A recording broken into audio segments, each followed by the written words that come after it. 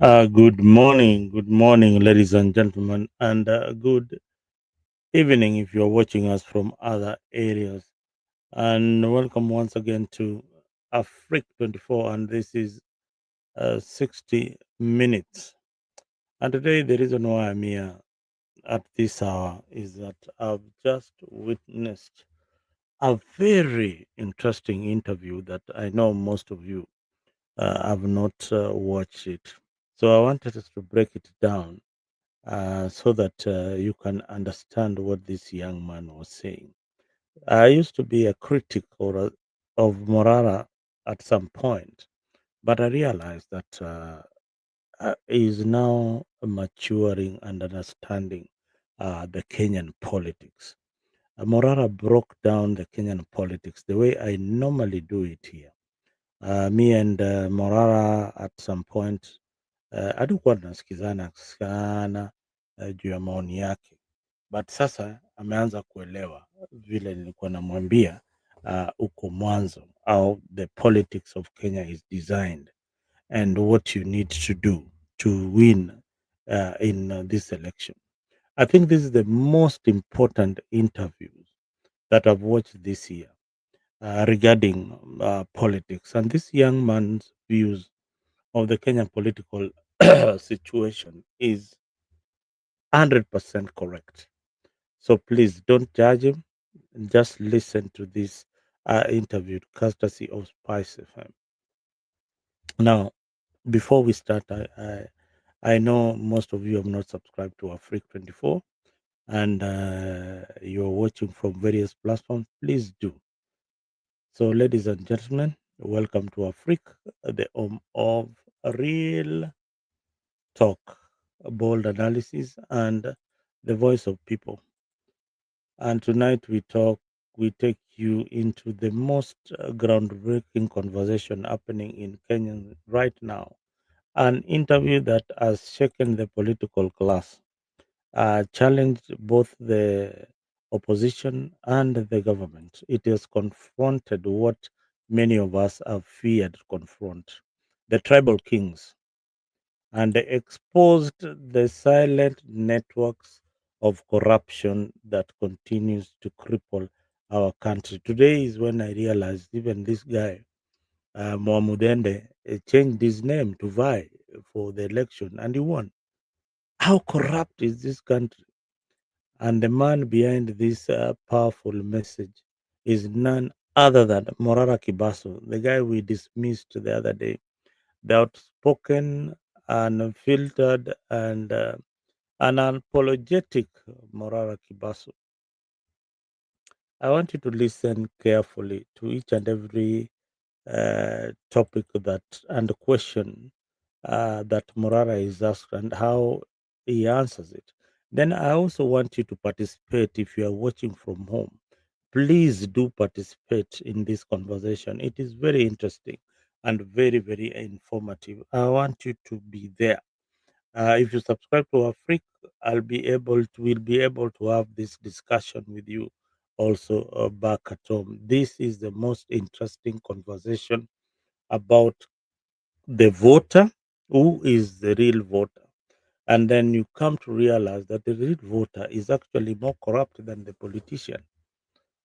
So please, please, please, please, if you're joining us for the first time and you've not subscribed, good morning, good morning, good morning, good morning, good morning, sir. I'm sending you the link, Jose, right now, so that you can listen to this conversation uh, with Morara. This is one of the most insightful political conversation that I've come across today.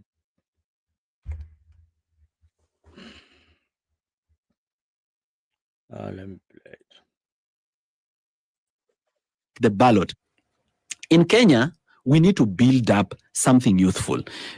I always talk to some of my friends, and I'll mention them on this show so that they keep knowing that I'm calling on them to wake up from where they are, from their sleep, and come over.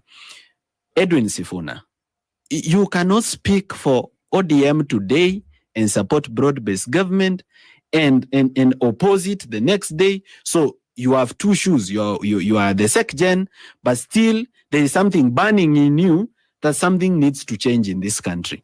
Now go with what is burning in you. Being sec gen ODM is convenience.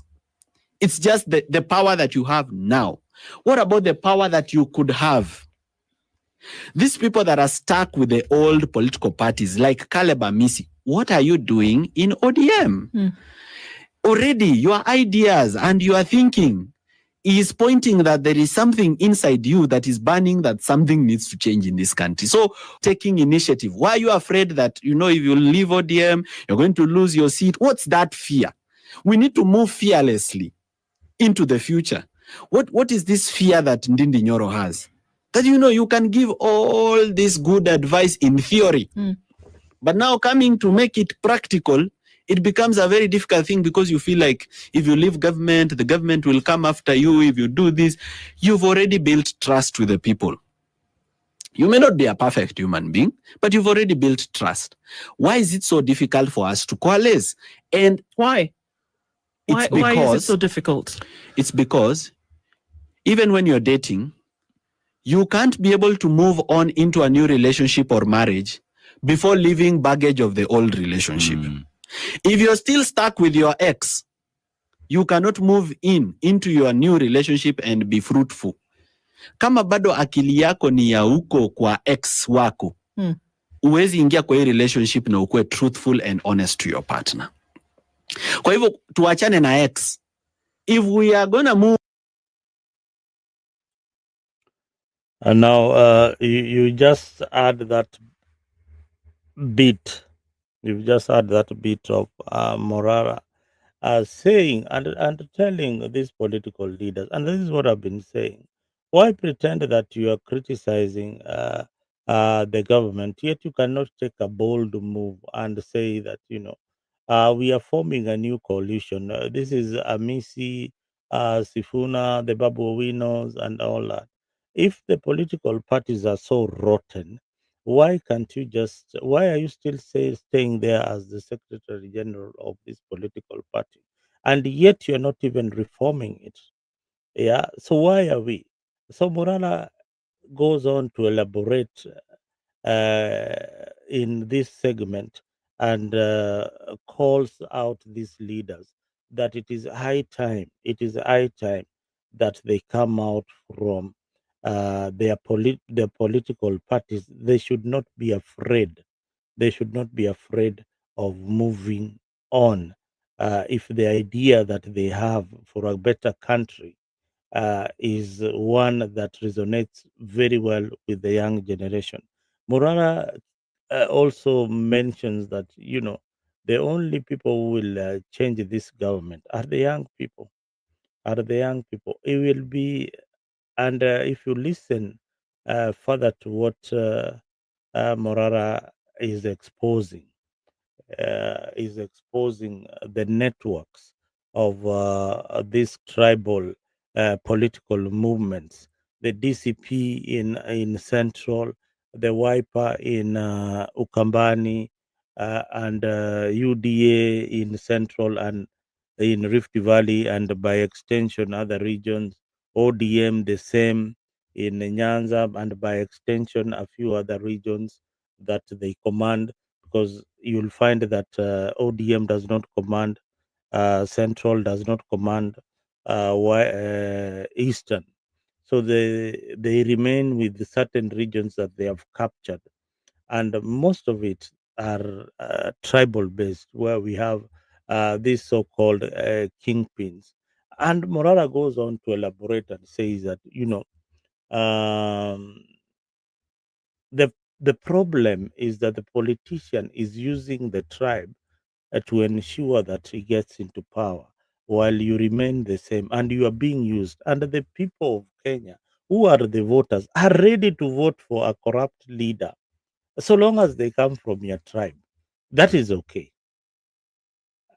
That is okay. So long as they're a thief from my tribe, and that is okay. I will also be talking about the money aspect that I've mentioned here many, many times. The politics of today is that the Gunism has come in. You have to have a pageant. You have to have money to buy the votes. It is simple. You have to buy. You have to bribe. And he gives a very interesting analysis in his area in Kisi, where he comes from, that a politician lines up the old men, women, youth, and children. Uh, Others, the old men are given maybe 500, the women are given 1,000, and the children are given 200, 200 each, and the youths are given 500, 500 each. So what are you doing to these children? Already you are putting them into a system. They are growing into a system whereby corruption is okay. Mm. So he goes on to say that, which I agree with him absolutely, that uh, these issues we should start teaching them from, in fact, from school. Before we even go to politics, let us be teachers. Let us teach people. Let us teach people. Let us not make noise, because making noise and thinking that the system is going to change and your policies are the best will not work in Kenya. If you don't have money, you can't face William Ruto. If you don't have money, you can't face your MP. And the problem is not William Ruto.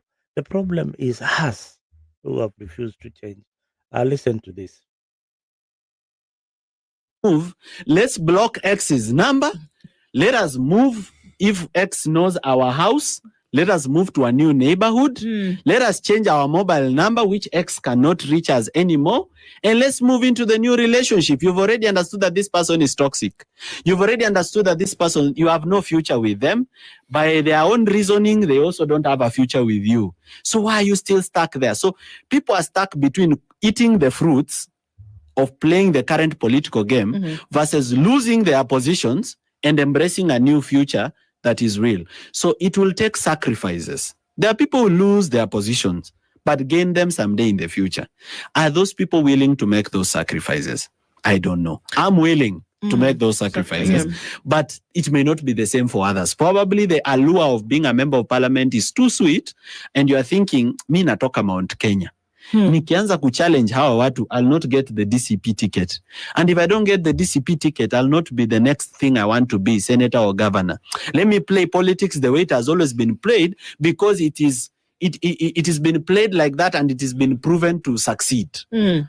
Even if it has been played like that, that is the source of the problem. We need to leave and build something new. Let's take a couple of steps back, Morara, that once you were going around the country looking at ways in which Kenyans' money had been spent and that those projects were not completed.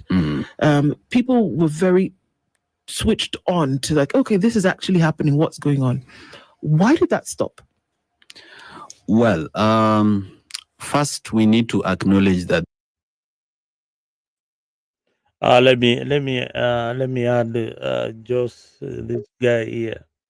Alex, oh my God, today is heated. This interview. Guys, karibuni. Alex, how are you, my brother? I'm fine. Your brother Morara is really analyzing the political situation in this country in the best way. I've never had anybody analyze politics the way it is, the way he did this interview in Spice. I want you to listen to this guy and we just break it down the way we look at politics. And we realize that this guy is actually saying that William Ruto, nobody, including the opposition, cannot remove William Ruto at this particular moment. Yeah, I want you to listen to this interview. I don't know whether you came across it. I've listened for the interview. I listened. You've That's why I listened to came the in. I don't come in to I know. inject I, when I I know. I know. Joseph is also here. Joseph Barigani bana. Yes, I'm very fine. I have seen Alex is there. I'm hearing what Mzalendo you're saying, and it's funny to me. It is But funny. yeah, Tell me why you find this interview funny or what I'm saying as funny? You know the kind of guy Morara is. It's very difficult also to gauge his true. We cannot even gauge him himself because also he has been dealing with dirty ideas and stealing from coffers. So he's trying to. I Actually, I think did to no. In make this interview, wait, just hold your horses. In this interview, you'll explain everything there. Why manufacture in politics is important. Alex, what is your opinion after listening to a segment of this interview? Alex, I think Alex amehang kidogo. Joseph, oh, he's back.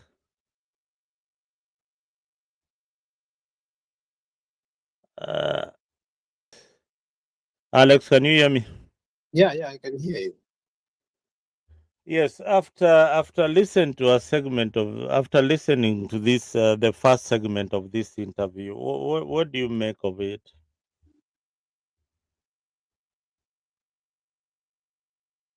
I don't think I want to discuss about the interview. I want to do your preamble, the way you have presented Morara Kebaso. You know, I don't know if you have political amnesia or Uh, uh, you're just, hold on, don't defend yourself. You know, we were just there listening to you and you tickled me to come up here, you know. Let me give a disclaimer. This is a guy who was given a goodwill by the Republic of Kenya. He came from nowhere, took advantage of the GNZ's uprising, which was good. And because, I mean, if you don't want to have a godfather in politics, you find a way to get through, through chaos. And mostly people are developed through chaos, whichever kind of chaos. And if you offer an alternative, and in a democracy, it's not a theocracy, people give you an opportunity and a chance. Monarchs are born, but theocrats and democrats are met. So the republic understood at that particular time, the young people had decided to be leaderless, partyless, and so on and so forth. But somehow they had their own de facto leaders who represented the views. And I think that was from the backdrop of, I think, the trust the young men had given him because of his famous Vampire Diaries. In merits up to that particular time, I think he qualified to speak for the young people. But when you look the events thereafter, those are the disturbing events that you are ignoring, then representing us. I don't know why you're sanitizing the guy. There's a lot of questionable things. And I will say about 3 or 4, because he does not have the integrity. Because first and foremost, at age 29, he decided to retire from politics. Nobody asked him. He just came from nowhere. He wrote in his Twitter. And let me remind you what he said. Let me quote him exactly what he said. So that from there we can have a discussion, because I think you seem to forget this. Then, because the way he's questioning Edwin Sifuna and Amisi, and then you forget. This is what he said in his Twitter. I just opened his Twitter handle. So it gives a receipt. I have finally left politics. Now I can live my life, run my business, make my money, travel the world, see my friends, and visit a bar without worrying about being photographed. I am free. Nobody asked him to say that. Okay? He told us he caved in, he quit politics, Now he's asking Sifuna and Amisi, who have not paved, who still believe there is a better way, but they haven't found the way. They haven't announced they are quitting politics. They are looking for realignment. Well, these are very difficult moments, especially as a young person, and you understand the fate of Margaret and other people who resigned. So there are lessons that people will look at before they make that injunction. Now, he further went to say on the same Twitter, because I think umeongea vitu zingine mpaka nimeshangaa, like, bro, do you even read or you just get excited vile watu waka excited with Ndindi Nyoro? Nobody can judge me for dancing the wrong way or smiling the wrong way. And this he was talking because him and Kasmuel had already joined Ruto. This was his statement. Nobody can judge me for dancing the wrong way or smiling the wrong way. I don't need security. I can drive my car. I no longer have to show up for TV interviews only to be misquoted. Nobody misquoted the guy. The guy kept on venturing into how can I call it? I mean, there is no even one word that can describe the theatrics that Morara kept on. Mara nichangie pesa, mara nimeanza party. On the other hand, gari imeharibika nipe mafuta. On the other hand, I need a good PA system. On the other hand, and Kenyans gave him. Okay, let me continue again what he said, because you are presenting to us a con man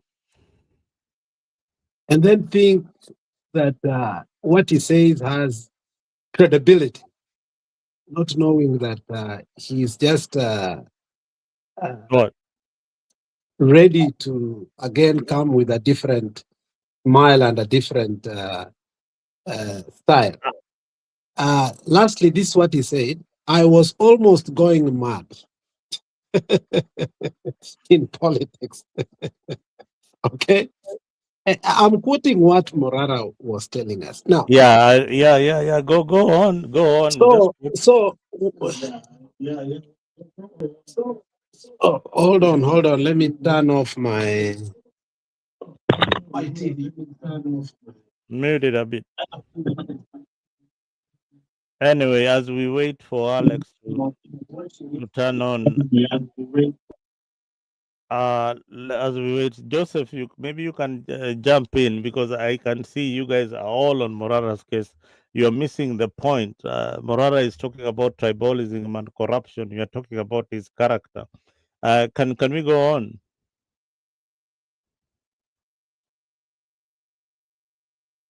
Character. My Okay. friend, don't ignore that. Morara is calling people's character here. And you want us to think that he's not doing so. You have brought this issue of him. If you understood that Mara Sifuna ako hivi, Mara Sifuna ako hivi, Mara Edwin, he's calling people's character. How Yeah. can you call people's character and then you don't want us to call your character, so we discuss your lies? We must call out your character before even we start talking about your lies. So you don't divert. Morara should not be a subject of any narrative that Kenya must discuss. He had his opportunity, he squandered it, and therefore we are not going to give him a second chance in regard to this. Him, Ndindi Nyoro, and all these characters, it does not matter what they will say from morning to evening. They had an opportunity, they squandered it. We are moving forward. This issue of recycling people who come up with a new style and a new smile every time to gain political mileage must come to an end. You rather be what you are. The boy said resign. Now, one of the places that I really laughed about Morara Kebaso is when he had an interview with Obina, and many people failed to see the conman in this young man. He said he was expelled from Maseno. He came to Kisii, started his first business. He rented a 2-bedroom house where he was making tons and tons of money. But he ended up again going back to school, whereby the headmaster gave him free tuition because he did not have money. If you listen to Ogobina interview on how he has built his business, no, not was it Dr. Kingori? It was Dr. Kingori, not Ogobina. I'm sorry, it was Dr. Kingori, and that is one expose that Morara Kebaso gave to us in regard to how he deals with money. And, people reveal who they are unintentionally. But at that particular time, I think people had already, because he went on a defense mode, and he was tired of people telling him, like, return the money. You have sold us, so on and so forth. And, finally, the case was open about his taxes. He said he's ready to open the books, so on and so forth. While the issue of taxes and KRA came in, that is when finally he had to quit after he had a meeting with Sudi. So you are bringing a point, it's okay, and it doesn't bother me. However, you must put the disclaimer that this guy retired from politics. Now he can visit a bar. He said it himself, my friend, we are not here to lie. Uh, So one day he could have said, oh, now I have come from retirement. Okay? That could have been a little bit fair because people come out of retirement. 29 years is too early to retire. But then announce again, okay? You've come out of retirement so that we can be able to scrutinize you. Secondly, you cannot purport that we should not inject on this young man. Let me use his own name, his own narrative. Inject on him when he is using the opportunity to inject on Sifuna and Amis. I am not purporting here that both of them are doing the right thing, Amisi and Oisa. However, they are still in politics and they are trying to find a better way to resolve the current conundrum without quitting politics.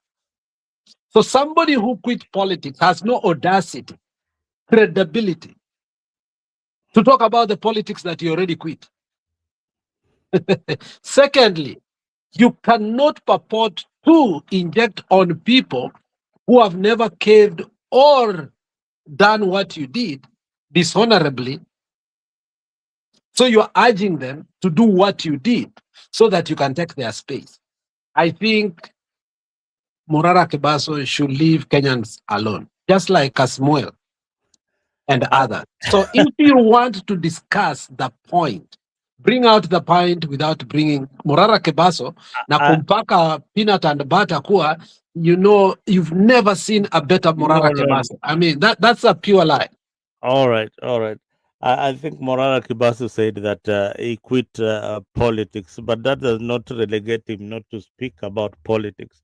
I don't think he quit running for the presidency and collecting money as a candidate, but he has an opinion There as a is businessman there and is a as a difference Kenyan. of saying you've Yeah. quit politics, but you will engage in politics. Uhuru Kenyatta said that he's still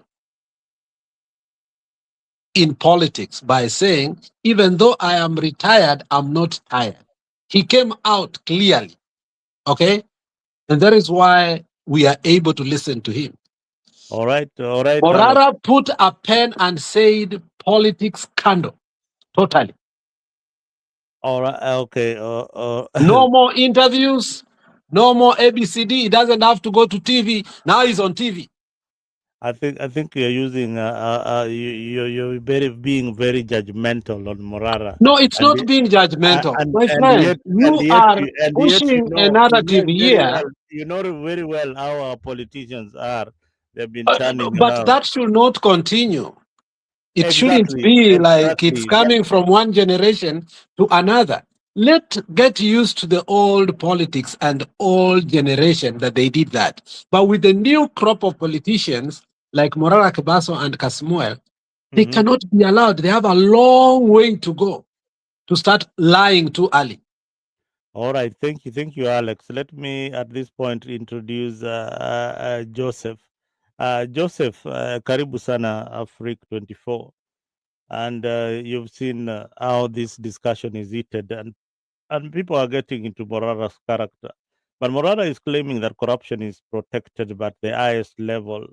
Do you agree, or do you think he's overstating the problem, or he should not talk about it because he's not a politician?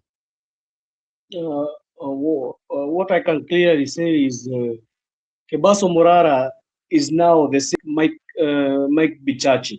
He's just a political commentator. Mm-hmm. He cannot become. He left politics, so he's just a political commentator. His work is just to commentate on politics. He cannot be.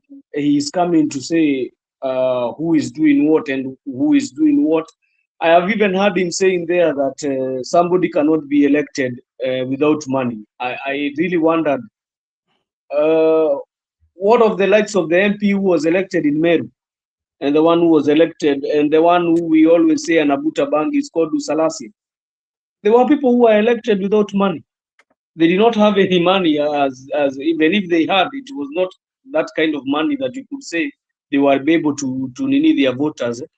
So him talking about, sometimes you want to leave politics, then you want to show us you want to come back to politics, then we don't even understand him. So he's coming, Morara Kebaso is coming to talk about issues, I think, even which are very, very difficult for him. He's coming to talk about issues of Mount Kenya. I've heard him talking about issues of Mount Kenya and how the leaders are going to be supporting one party. No, Alex, Joseph, just wait a minute. Wait a minute. Wait a second. Do you know? I heard Morara saying that the elected MP for Mbere, the newly elected MP for Mbere, he had actually changed his name in order to vie. Changed his real name. That one, even no need for Morara to tell us. We already know because the Standard already had injected that guy. So he's just reading at the script of the Standard. But what he's saying is that you already know, but you still voted for him.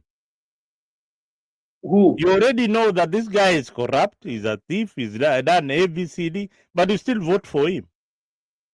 But we all know what happened. What is wrong with Morara saying that? But we already know what happened in Bere North. Why is he talking like he just came from New Jerusalem and came to Kenya? It's like he just dropped in Nairobi yesterday. Did they reject Mudende or Mudende guy? They elected him. And how do you know if Mudende won or lost? Because so Morara is the first one to say that. It's like you're coming out of somewhere thinking that Morara is the first one to know that now there's a big revelation. My friend, don't give Morara credit where he does. We know its name was changed.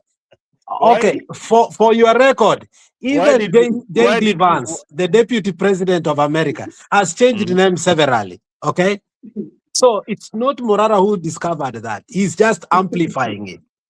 So why give him credit as if nobody knows that Wamudende changed his name? Is it Morara? You can give yourself credit that you've known it through Morara. That's not a new revelation. No, Alex, let me ask you. This guy was facing criminal charges. And but Mzalendo, the character of the guy who's coming to tell us about Wamudende. It is one minute, Mzalendo. The character of the guy who's coming to tell us about Wamudende, he took money from people and he never accounted for it. He was given money which was supposed to be doing his expeditions of showing at, I don't know, the diaries of water. He never accounted for that money.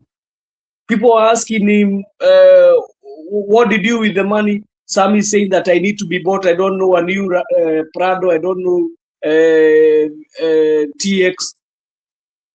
That guy, truly, when he was coming to end his campaign, he was already a guy who was misusing people's resources. And even people had come to a stop where they had said, we are not going to send him money. All right. Because he's doing nothing.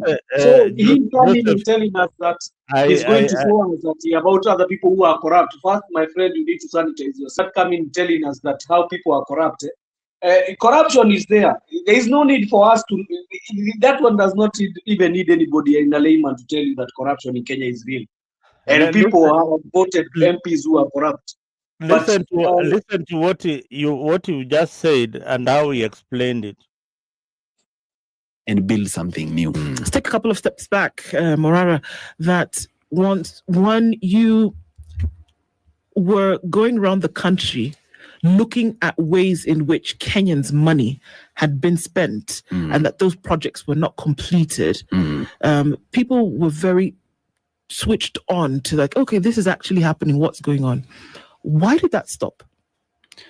Well, first we need to acknowledge that there is very huge cyber warfare where state operatives target any critics of the government through sponsored hate on social media. And before we become activists or people trying to effect political change, we are people who come from families, we are businesses, we have reputations to protect and children to protect and our own safety.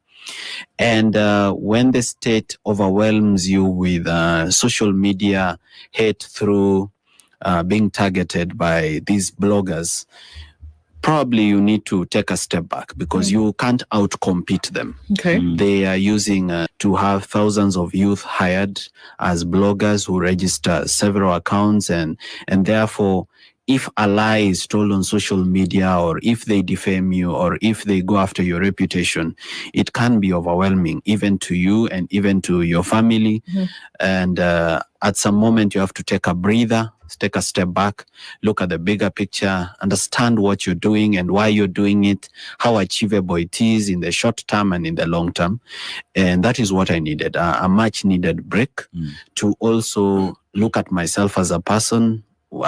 Before I look at the country, what do I want to do for myself before I think about what I want to do for Kenya? And I've taken a break and I've thought through it and I've realized, well, I can be extremely successful as an individual, which I am and continue to be successful in business and in many other things that I do. But it's not enough. It's not enough to be individually successful. Right. It still bothers me that there are people out there who are jobless and unable to secure job opportunities, not out of their own fault and not because they didn't acquire enough education, but because they have a government that is destroying job opportunities by running down the economy. It still bothers me that there are people out there who are completely unable to start a business because of access to capital, because we have reduced our banking system and access to capital to be a bandit economy. I was listening to you on my way here and I heard you say we become a wash country that just enables money laundering and other illegal activities as legitimate careers. And people are therefore unable to turn the dreams that are in their head into realities on the ground. So these are things that still bother me when I sleep. And I feel there are little steps I can do. Probably I can't carry the whole world in my shoulders, but I still have to make an attempt to bring some change.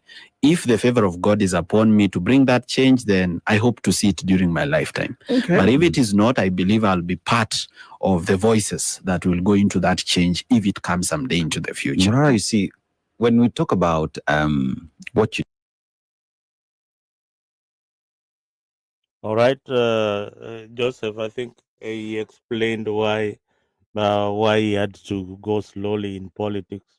I hope you understood what he said No, about. I never understood anything that he said. I just hear had him yapping. I think he was so immature in politics. When you enter to politics, you know these things happen. You know that the government you are going to go against, they are going to raid you. Why do you even need to enter in that politics if you know those are the conditions? He's talking about people hating him and bloggers writing what. Those are things that happen when you enter in politics. Why do you need to enter politics? Leave it for the people who have the will. Leave it completely. Why do you want to enter in those politics? You continue with your businesses. Leave politics out of it. But if you want to enter in the real politics, you should man up. I think he was very young, 29 years. I think that's the issue. He was a very young man who is trying to enter politics and try to come with the force that's why you are told politics to end at pole pole. But in politics mtu anaambiagwa anaenda polepole bwana. You cannot kanyaga hizo steps unataka zile kubwa. But for him I think he needs to quit politics, focus on his businesses, because he's still even talking about his businesses. When you enter politics, you're supposed to know that this thing will always be at stake, because if you are going to be fighting against the government, they have the machinery to kuweza kufinya kidogo. So I don't know. That's why some of us, even we don't want to enter in this politics. Some of us want to be commentators or commentating the politics, because we know I think Jose Morara has learned his lessons, and that's why he wants to be a commentator like you. And he also yeah, it's don't better want you to become a be a commentator than saying you be a politician, because But a politician is Morara is not asking to become a commentator. Let's analyze Morara's words, because you said, okay, Yeah, I want you to analyze what he's saying. yeah. So first and foremost, Mm. Morara has acknowledged that he caved out and he Mm. quit politics. Yes. Now he's asking if he can come, but he's also revealing a personality that, despite my coming back, when the pressure is too much because the government can pressurize me, please still allow me to go back to retirement. So the thing is, Morara has just told us that because the government has power, if it gets to a certain point, because he has businesses to protect, because he has a family to protect, he will do what it takes to protect himself, his business, and his family before he can protect the interests of the people who are bankrolling him. So I don't know why you're not seeing that as a questionable character, because the only reason Kenyans of goodwill who are not successful as he thinks he is, okay, were able to contribute a little bit is because they wanted not only hope, they wanted change. And they knew that you don't retreat within a certain period. You must move with the masses until you achieve. It's like your wedding and saying, till death do us apart. Okay? When Morara is saying that, he's successful, he must remember the people that were bankrolling him. The one is saying that may not be successful the way he is. Okay? And he acknowledges that he's successful. Haven't achieved what they wanted, despite and in spite, giving him money to buy the PA, bankrolling his day in out, bankrolling his security, and giving him a name that actually right now he has to be operating his businesses. So Morara has not changed his personality or the way of thinking in regard to how politics operates. Now, it's us the other day we were talking about Raymond Omolo. Raymond Omolo has an avalanche of online attackers. I don't know if he cahoots with who is that? Itumbi. There, I agree with Morara. Like there is a surge of online bullies. Okay. Now, the same thing he's criticizing that was done to him to give him pressure to retreat. Now he's amplifying it in another way by criticizing Sifuna and Caleb, thinking that for him he has he has the entitlement. Okay, he has a sole entitlement to do that without looking the the position of both these two young men who actually are young but are even more into elective and day-to-day politics.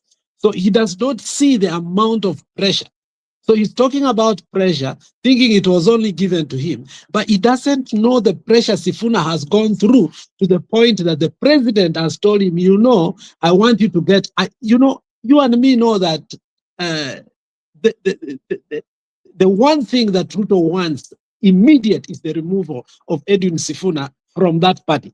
You know that. So he cannot see the pressure that Sifuna has and Hamisi, but yet he wants to amplify the past pressure that he had. He does not see even the more danger that Sifuna goes through by being against the party principle. For instance, when he was talking about Article 36, when the Nairobi women rep presented to Parliament to abolish what? Picketing.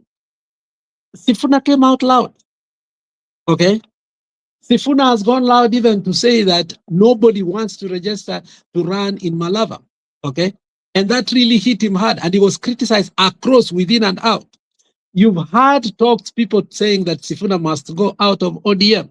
Okay? So if Morara Kebaso wants to talk about, he should be the first person to console the two because they are in the heat that he has been.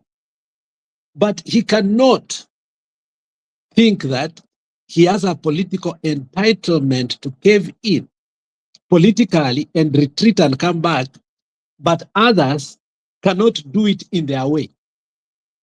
If Morara can stop criticizing Sifuna, and had he not criticized Sifuna and Amisi, then I would have said that obviously he's a political commentator. Morala is not a political commentator at this particular time. She wants to see some political careers die. And he comes out not only as a parasite, but as a state, okay, covert, masquerading as a commentator to tell people like Sifuna and Anamisi that we will deal with you. So that is not political analyzing. He's throwing jabs because he's being paid to do it. And that's the business he's talking about. So Alex, you mean Morara Kebaso is a political goon? He has been. He's a political goon because he's been used to finish others politically.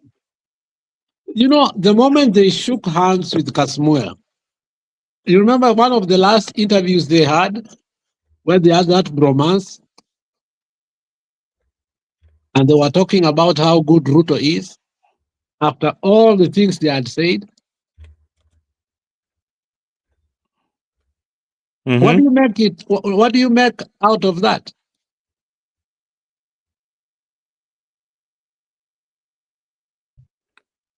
I think you are Alex. Alex, you know, you are bringing a very you are right at some point, but you are not looking at the bigger picture. When Sifuna is facing criticism and pressure, external pressure and internal pressure to quit ODM, why is he not choosing to quit? There's a reason why he's not quitting, and there's a reason why he's not resigning. The reason is that even if he's removed from the party, they will not have any reasons to remove him from the party. He can still go to court and continue being the SG for ODM. Remember Raila, when he was facing a lot of pressure, he quit and he went back to the voters in Kibra and they elected him. You have forgotten that also. Remember Kibaki, when he was facing pressure in Kanu, he quit and went back to Odhaya and vied on a DP ticket and he won that election. That is what Morara is saying. But you guys are not looking at that. You're looking at Morara, his character, but you're not looking at what he's saying, whether it's making sense or not. So, you know, you are failing to see that Morara is explaining to us that the pressure that we gave him, you know, you are the one failing to see the critical angle here, and yet blame you are another Kebaso. No. Tell me. You are another Kebaso. Don't twist. Don't be a political narcissist here. You know, Alex, turning around issues so that we can debate. No. Morara is the one who has come out of retirement. Nobody has asked him to come out of retirement. So we will still give him the pressure that he caved. I'm looking at the context of his statement. I'm not looking at you cannot look at the context without looking at the content. Why don't you look at the statement Morara has said? You know, your problem is this. You want to tell me that Morara has credibility, and therefore but it's coming from the wrong person. Is that what you're saying? Nick, let me ask you a question. What has Morara said that we have not seen? Morara is talking about things that have been happening there. What new No, has he what we are mentioned there? saying, you know, Morara is talking about the political situation in the country. He's And talking about corruption and Are all you these in other depth of things. that situation? Is huh? it that you don't know that situation? We No, already know them. it's like, No, I've Mzalendo, whatever Morara is saying, is it new? no, whatever he's saying that is new is what not so many people are talking about, including No, yourself. just say that we are not Let me having a tell you what discussion he's the way he saying. wants us to have it. Okay, But whatever he's saying is not new. That's the first thing. Secondly, don't amplify here that what Morara is saying is so important and is the only one talking about it. that is why we have this conversation, so that you bring more clarity to this issue. If he's saying that our election, hey, I can see Mise. Mise wants to join the studio. Mise, karibu sana. Let me send you the link. Just give me a second. I'm sending it on your WhatsApp page. And you have your brother here, Alex and Joseph. All right, Miss, I've You sent know, I you came here. the link on your WhatsApp. I didn't come here to talk politics. I was just listening on my TV. I think I'm gonna go down. But what I Oh, was saying, and I want to solidify my statement more and more, is that mm. Morara cannot criticize Tifuna and Amisi for getting and telling us that pressure made him to quit. And now he's exerting pressure to other people. Aya, Mororo, umesikia ndugu yako huko anasema, yani don't exact pressure to other people, yet you quit. Wewe mwenyewe you threw you in the towel, meaning that the Kenyan politics was too much for you.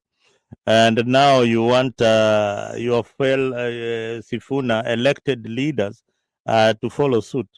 But one thing I agree with Morara, although you might not agree in this, is that the coming elections in 2027, both the opposition and the current government, they need the young people to win the election badly. If young people can register as voters, then they stand a better chance to beat William Ruto's government. I don't know whether this statement is correct, but I believe that the young people have got the knowledge, have got the numbers to win the elections in 2027. Mise, karibu sana ndugu yangu, long time. I've not seen you for a while, my brother. Thank you, thank you. Nick, it's good to see you. Yeah, bana, Nick, is good to see you. Alex is here, Joseph is here, na watazamaji wote ulimwengu mzima, people watching us from Qatar, Norway, Hungary, Russia, Ukraine, and you only seeing Nick here, Mzalendo. Okay, sawa sawa, miss, I'll spare you for now, but we are discussing the context of this message that Morara was trying to pass around. First of all, welcome, Mise, to the studio. And today I just came across this interview of Morara on Spice, and I found it interesting. And some of these things that Morara is saying is what is happening in the political arena unchecked. First of all, he says that the problem with Kenyan vote, the problem with Kenya is not the leaders, the problem is the voters. And he goes on to give an analysis of the area where he comes from in Kisi, where the local MP is a well-known wash, and then he lines up the young primary kids, wanapanga line, wamama wanapanga line, wazee wanapanga line, anawapatia 1,500 na 200, yeah, na 200. Now tell me, what kind of society are we building? This is what Morara is asking. Hii ni society gani mheshimiwa anakuja anapeana pesa, anapanga wazee, anapanga wamama, anapanga vijana na anapanga watoto na tunashangilia, and then this same guy anakuja anauliza kura na tunampigia 80%.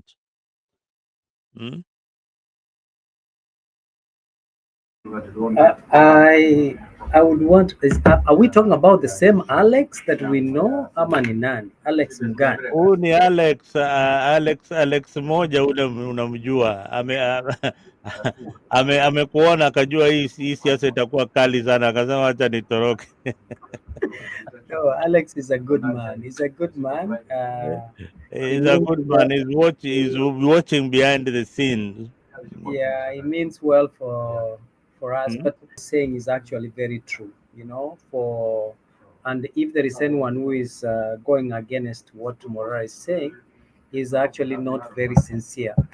Morara has highlighted in that interview things that I've also been watching, and I want to add to that list. Besides bloggers, I also want to add another list of people that have actually made us to be backward politically. Look at people like artists, wasanii, wanamuziki. Anywhere, any politician who has money, as long as he pays them and hires them, they praise him, right? They have not seen, except Eric Wainaina. I think is the one who has been an activist and who probably less likely will attend. But I think again, if it's a gig and has a lot of money, probably might go. But the majority, 99.999 artists, they are used to amplify the injustices that we have in our country. That is why everywhere, even in Uganda, you see the artists, even the most remarkable artists. Like this other guy, it's called Chameleon. Like Chameleon, they are Chameleon is now being used by the government. They are used by the government. So it's all about money. It's all about money that people are making, and that is what everyone is thinking. Nick, if all these artists stood up and rallied against poor governance, sang about poor governance, used their art to educate the people about how they can make proper and right choices, then only then we can have proper governance. You understand? But that's not what is happening. Bloggers, everyone, let us not also blame only politicians. Look at it's not that politician in Kisii alone. Look at Oscar Sudi. The other day, Oscar Sudi. Yeah, the other day I saw that. I saw that Oscar Sudi. I saw Oscar Sudi. People are lining up for the Christmas. Man, all the way, almost the entire, like you have like almost 1, 2, 3, 4, 5 lines. Where does Oscar Sudi get that money that he's giving if he's not going to steal from the taxpayer? So we must begin. We lack, the challenge that we have today is lack of patriotism. We have a culture of showing off how many vehicles you have in your convoy, how many bodyguards you have, how many people are going to come in the fundraising that you're bringing money to give to the people. And equally, this makes these politicians to, the more they give you, the more they go back and steal to bring back to you. And if they come to you empty-handed, and that's why I agree with Morara, if they come with you to you empty-handed, kuuza sera, you can't listen to them. They will tell you, ongea haraka uende bana, ongea haraka utupee yenye ulikuwa unatupea. And I'm telling you from first-hand experience, I did vie in 2017. He'll tell you, we like you. We know that you are able to deliver. But for now, what we want We want you uongee haraka utupee yenye unatupea tuende. When we have a society like that is more driven by how much you're giving them, they are selling their own right. They are selling. How can you hold them accountable? How can you hold leaders accountable? Because they stole, they gave you, and now there is no way you can go back and hold them accountable. If you remember, Nick, during our time, and Yeah. I'm glad that you worked in KBC. We used to have patriotism, patriotic songs, you know, and people used to listen. They had a message, and that message used to make us love our country, you know, respect our country, respect our leaders. But that is no more. We don't have uh, through media houses. They don't talk about patriotism. You don't see any media house that is bringing leaders who are going to or human right activists who are teaching us about how we can become patriotism by voting the right leaders, by rejecting the leaders who are bribing us. We don't have leaders or media houses that are focusing on talking about the effects of corruption, you know, because even the media houses are corrupted. That's why Morara is saying we as the voter are the problem. Because the Article 1 of the Constitution says power is vested in the people, right? And if power is vested in the people, then the people can either we donate those powers to the people, to our representative. If they fail to represent us, then we need to redeem our power and and represent ourselves or represent our petitions the right way. But when we fail, when we are compromised, you know, Nick, ukikuja kwangu nikupee chakula hata kama ulikuwa na beef, hiyo roho mbaya inarudi chini kidogo, right? So that is where the idea that you have to own this much is what is really killing us. Look at people like Michuki, you know, look at people like you know, Samuel Bogisio and some leaders like Saitoti when they were there, even though they might have stolen, but at least they stole a bit, and the greater part of it, they had goodwill for the country. That is why, Yeah, patriotism. yeah, You that could see patriotism. Michuki passionate about working for Kenya. Working for Kenya, and they would wake up early in the morning, go to the office, and work. And that is why today, when you look back, you can see the impacts of the leadership of Michuki because they meant well for the country. We need leaders like those. If you look at someone like Samuel Bogisio, that today, the fact that we have good internet infrastructure in Kenya, Yeah. this comes as a result of good people, good leaders who meant well. Yeah, in position. I remember he was Yeah. the Minister for Information. And they worked with the Okay. Bitangen demo. And And he works, leaders, and he works with Bitange now is a lecturer. Look at these guys. These were patriotic Kenyans, and they were just let go like that. And then today we have some the Kabogos coming into who that dockets. ministry. And let me tell you something. And I think sometimes we elect leaders who do not know what to do. Like look at Bogisio. That Bitange Nema was well knowledgeable. He was an expert. He knew what needed to be done, and he gave him that platform. And Bitange Nemo did us very well. And we are in Africa right now. We are second after South Africa. Imagine before we used to get our internet from South Africa. Now, if you look at the technology in terms of when you look at rating, Kenya is the most advanced or progressing country technologically, right? So those are some those that's the effects, the impacts of good governance and people who understood, technocrats who understood. If you look at education, you will see the intention, the rationale, the policy is good. Those who are now implementing that policy are either not doing the right thing, but the people who are there, like Dr. Fred Matiang'i, when he was there, he meant well, and you can see the structure was good. But now rolling out that is and enforcing it and executing it is the problem. And so the problem is with us. We need to go back and say, look, we have a problem. We have a pandemic of what is it called, uh, lack of patriotism. How do we heal that?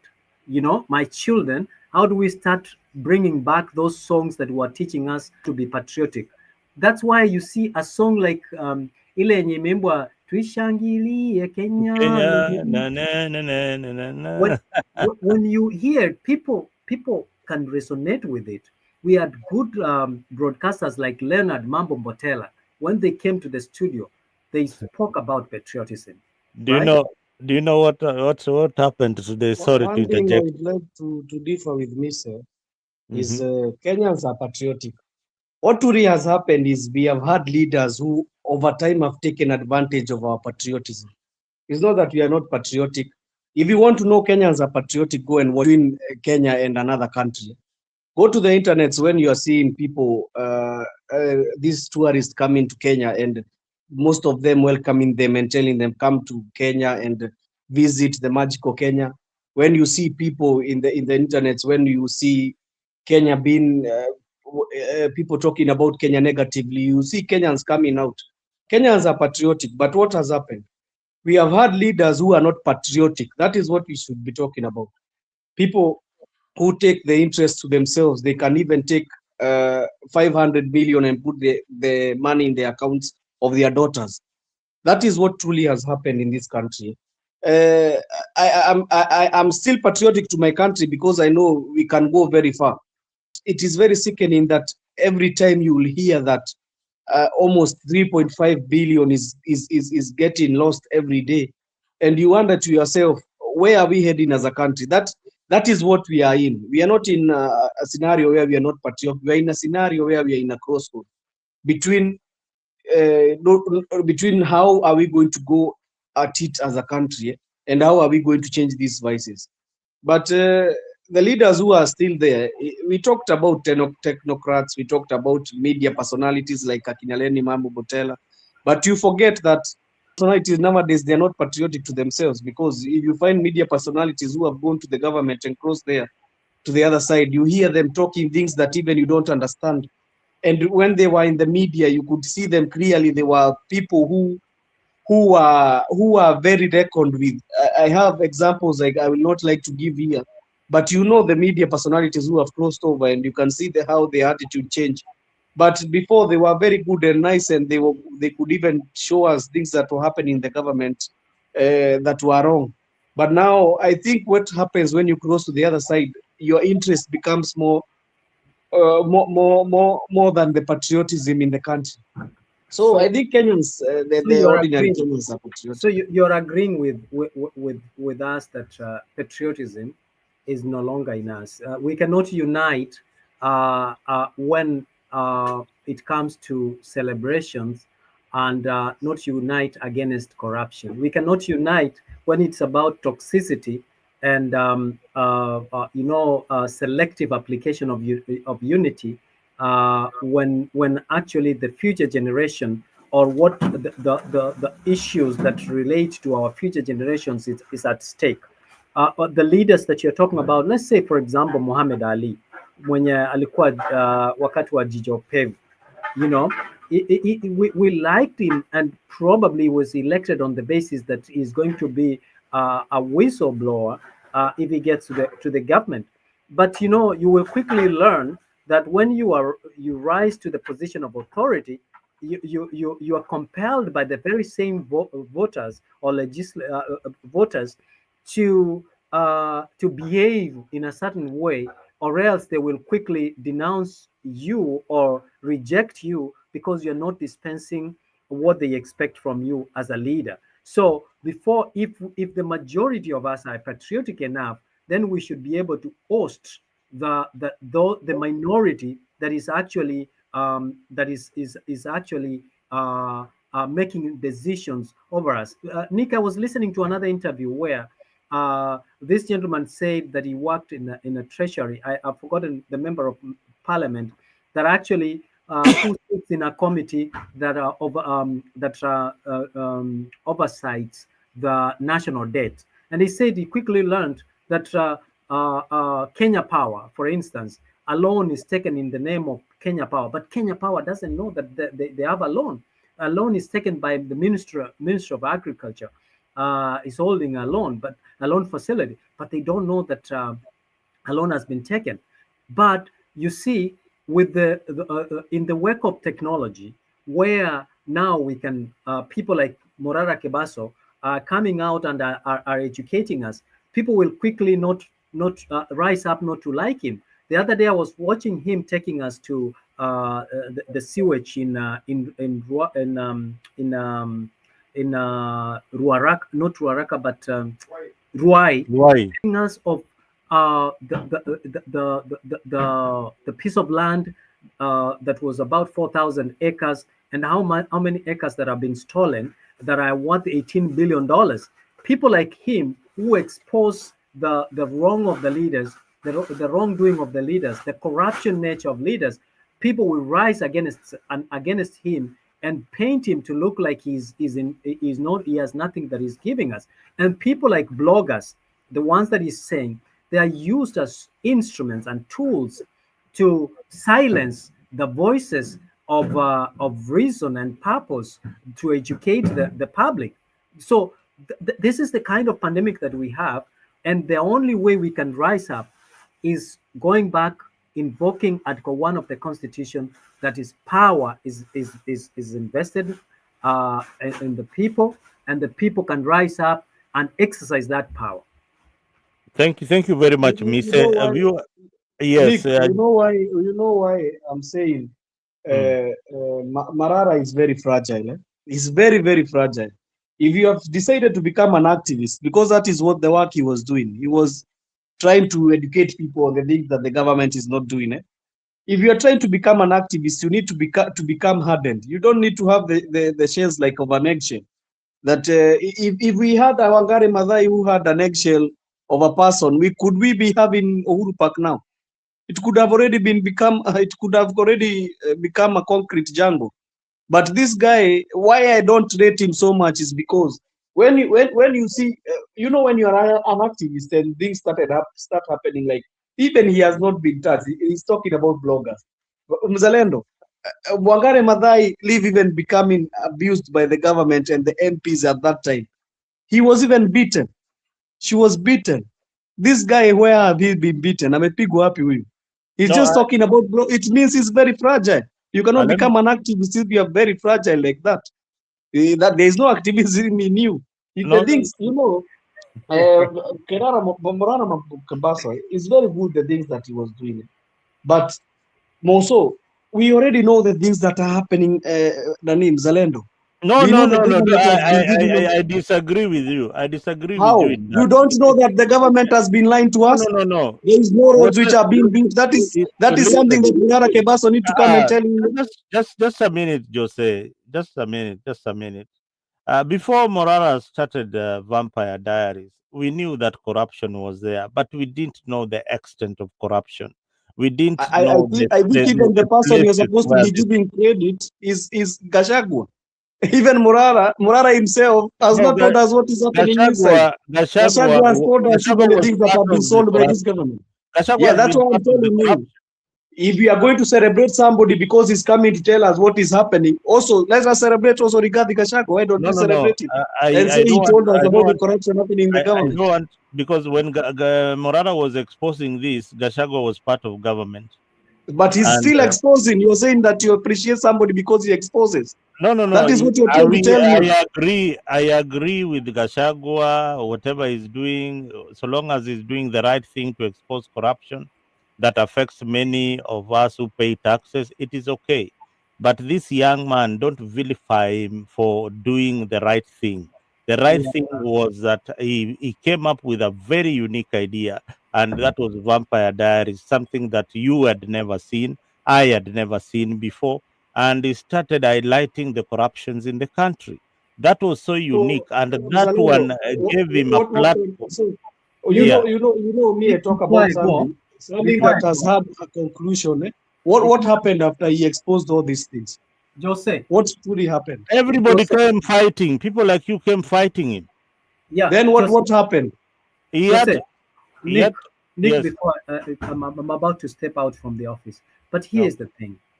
Jose, if Gachagua is among the people we should celebrate, we should also be ready to celebrate Morara Kebaso. Morara Kebaso is a young man. He has a young family, and the time of Wangari Maathai, even when wakati walikuwa wanachapwa, kulikuwa na huruma kidogo. Nowadays hakuna huruma hata kidogo kabisa. So as much as he would want to even is risking his life more than Jose, you and me can be able to risk and be and still live in the country and even speak. I really appreciate people like him who come out. Gachagua, sasa angalia Nick, mimi ninakuwa mlevi nimekunywa pombe, nimetosheka, nimefika miaka yangu, alafu naanza kusema msikunywe pombe, msikunywe. Unajua wakati tulikuwa tunakunywa tulikuwa hivi na hivi na hivi. It means he's been part of the system. Is of the system. I love Gachagua, and I'm a sympathizer of Gachagua. But at the same time, when we are crucifying the people who have been enablers of corruption in this country, Gachagua will not be excluded. He will be part of them because he supported. He was drumming support. He clapped and sang Kumbaya for his leader and his boss. A time when the country was crying. And when he was kicked out of the system, he started exposing them. Is this sour grapes? Now he's out of the system. You know, while we appreciate the information that he's giving us, but we must also say, listen, you are part of the system. You have you have no moral authority to point fingers. At least Morara Kebaso. There's one point you're missing as you're continuing, because in the land bring change. Listen, you're forgetting that Morara Kebaso was part of that system. He was part of the campaign of Ruto in 2022. Why are you not forgetting about that? But did he campaigned for Ruto vigorously? I campaigned for as a youth wing. I campaigned for Ruto. Alex here alitutukana. So he's part of that system. No, Alex alitutukana hapa, but have I ever hold a government position that you can hold me accountable? You know, this issue of diverting to Alex when you're asked a question. It was one way of saying, Alex. Nobody abused you. Nobody insulted you, or just having a robust conversation. And it was during a campaign time. So by coming here to lie that we insulted you, I mean, that is not neither here or there. On the record, don't lie that we insulted you. No, you did actually. There were robust debates that were had in regard to the credibility of William Samoei Ruto and Gachagua at that particular time, and it was not an insult. So don't say nilikutukana. I mean, and then Nick, you should protect me. Humiliated for supporting Ruto at the time. Nick, you should not allow myself to be named that I insulted somebody without putting an hindsight. I knew you do. You are very much capable of defending yourself. You do not let it go. Yeah. So I think somebody should leave my name out of this. I think my point is not that we are not celebrating Kebaso, and nobody will stop celebrating Kebaso. So that's on a personal level. Yeah. What we are saying again is not comparing Morara Kebaso with Gachagua. Those are divertory issues. What we are talking in essence right here is Morara could have said whatever he would have said, and nobody could have responded it. But don't tell us that pressure and online taunting and so on made you cave and retreat. You've rested enough, now you've come fresh. While you are attacking Sifuna and Amisi and giving him the pressure, giving both the pressure that you couldn't handle. Get my point? Nobody is saying Morara has not done anything that should not be celebrated. That was not the point. For me, The point is very clear, Kwa. While you explain to us the reason you took a sabbatical leave, not quitting politics, come out by saying you took a sabbatical leave, you've come back, you've learned a lot, very clear. But don't try to put pressure on others that you could not handle. Nick, If for at the some record, point the two will want to retreat, that's on their personal level. The same way Morara did not consult anybody. All right, Mise. For the record, let me say this. I want to say that we made decisions in the past to support William Ruto because and Gachagua, and we thought that they were going to transform our country to a greater country, more and liberate the country. Are we talking again about Gachagua and Ruto supporting that something that happened 2 years ago? I mean, you had a topic here based, and that's what we are listening to. I think it's my time to speak. So these people they let us down, and we cannot miss to criticize them and speak out that our expectation was not met. And we are among the people who are very disappointed with their leadership and their public disagreement.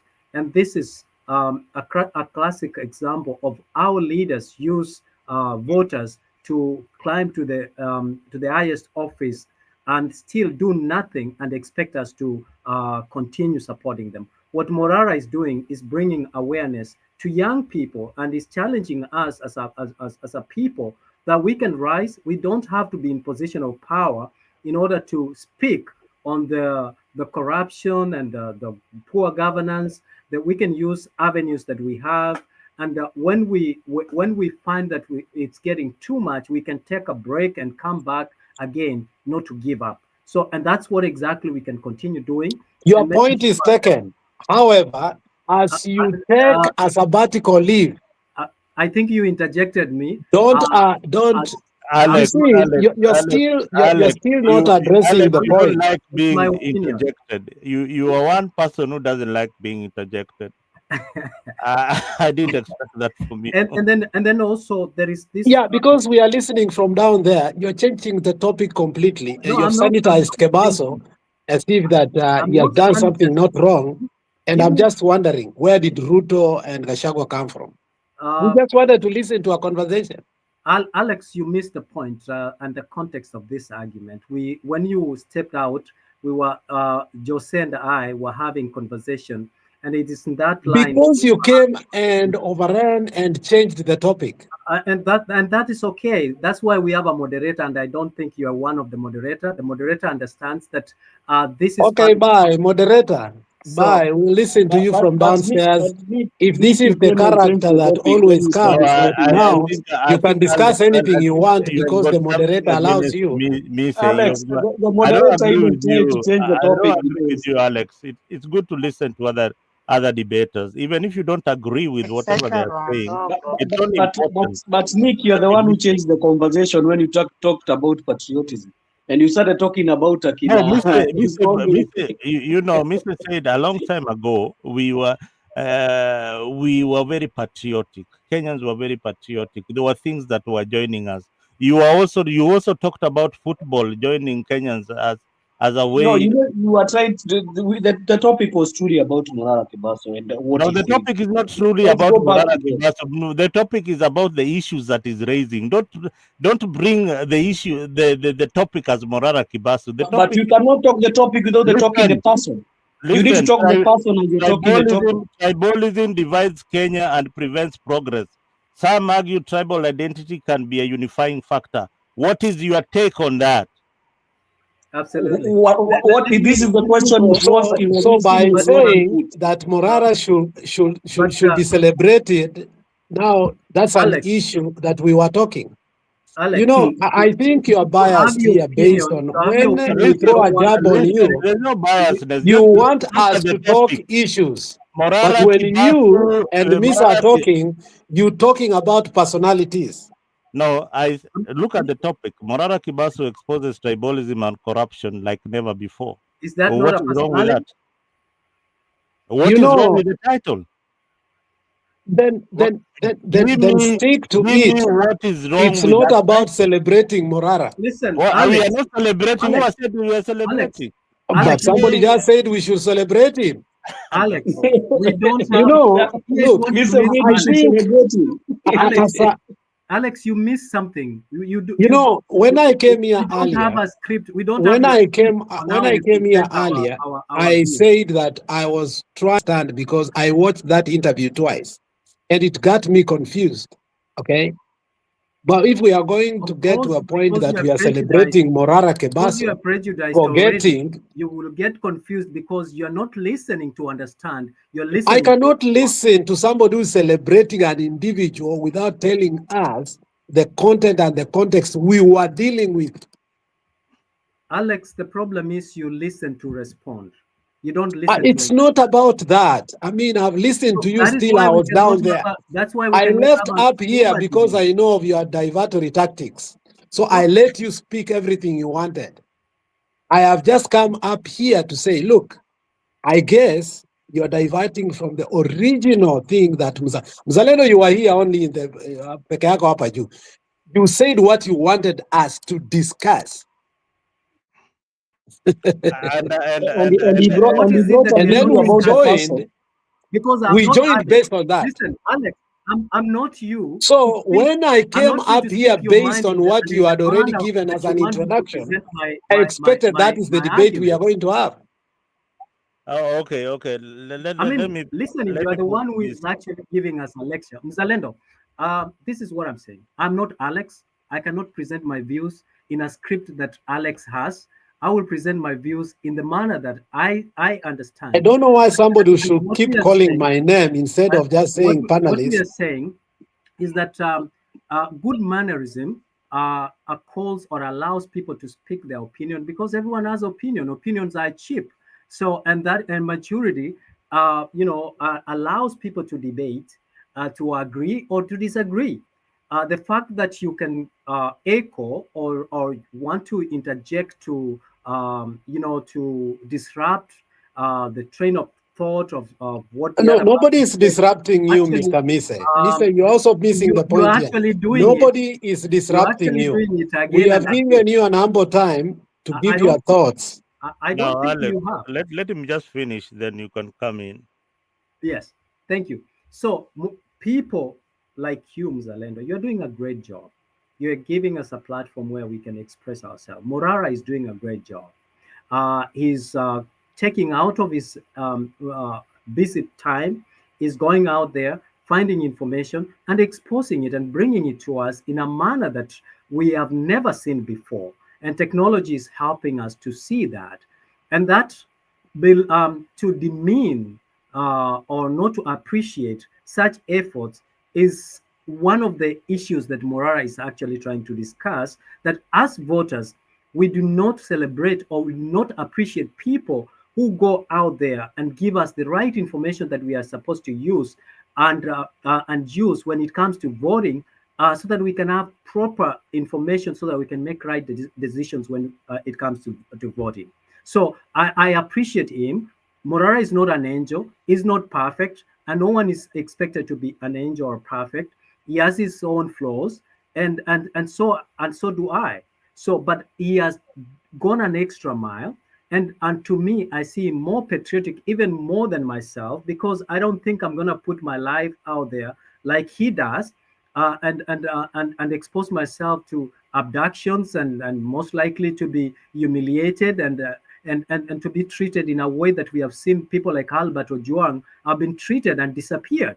That is the sacrifice that we were talking, and that's the patriotism that we were talking about. People who put their life out there because of our nation. Thank you,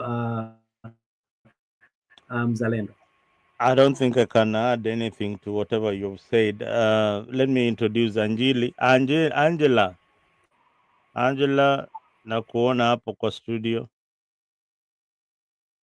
Tusalimie kidogo, tuambie umepotea wapi. Anyway, as Angela is preparing, I put a question there.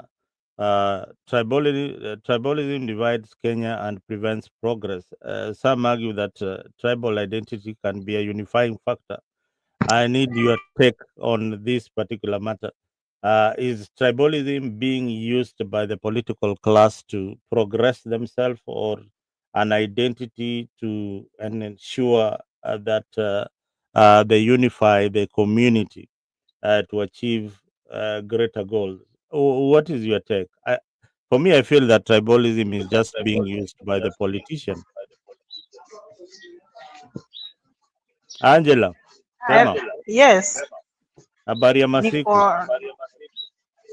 si mbaya. Ehe. Labda nyinyi hapo nawasalimia, habari ya masiku ya kupoteana. Tumepotea, lakini tuko kwa hizi korido zetu za siasa, tunapiga tu kelele hapa tukielimisha watu na tukielimishwa na Joseph na kina Mise na kina nyinyi wale wako nyumbani because sio vitu zote tunajua. Pengine wewe ukiangalia hii siasa unaiona kivipi? Wewe uko Nairobi by the way. Alex, Angela, hebu tuambie, tukurudishe tu nyuma. Tulikuwa tunaangazia hii siasa ya vile Morara alikuwa ameongea pale, akaongea jinsi ya tribalism, corruption kwa siasa zetu za Kenya. Wewe umekuwa Kariobangi, wewe ni mpigaji, wewe ni mpiga kura kule Kariobangi North. Yes. Ama mkaaji wa Kariobangi, uliendaje? Hebu tuambie hii siasa vile uliona. Hiyo siasa ya Kariobangi ilikuwa very challenging. Kulikuwa na chama, kulikuwa na ukabila na kulikuwa na pesa. Exactly. But mostly I think watu waliangalia venye mtu anabeba watu. So I will start with the ODM candidate. ODM candidate alikuwa na opportunity ya kuwin Kariobangi MCA seat.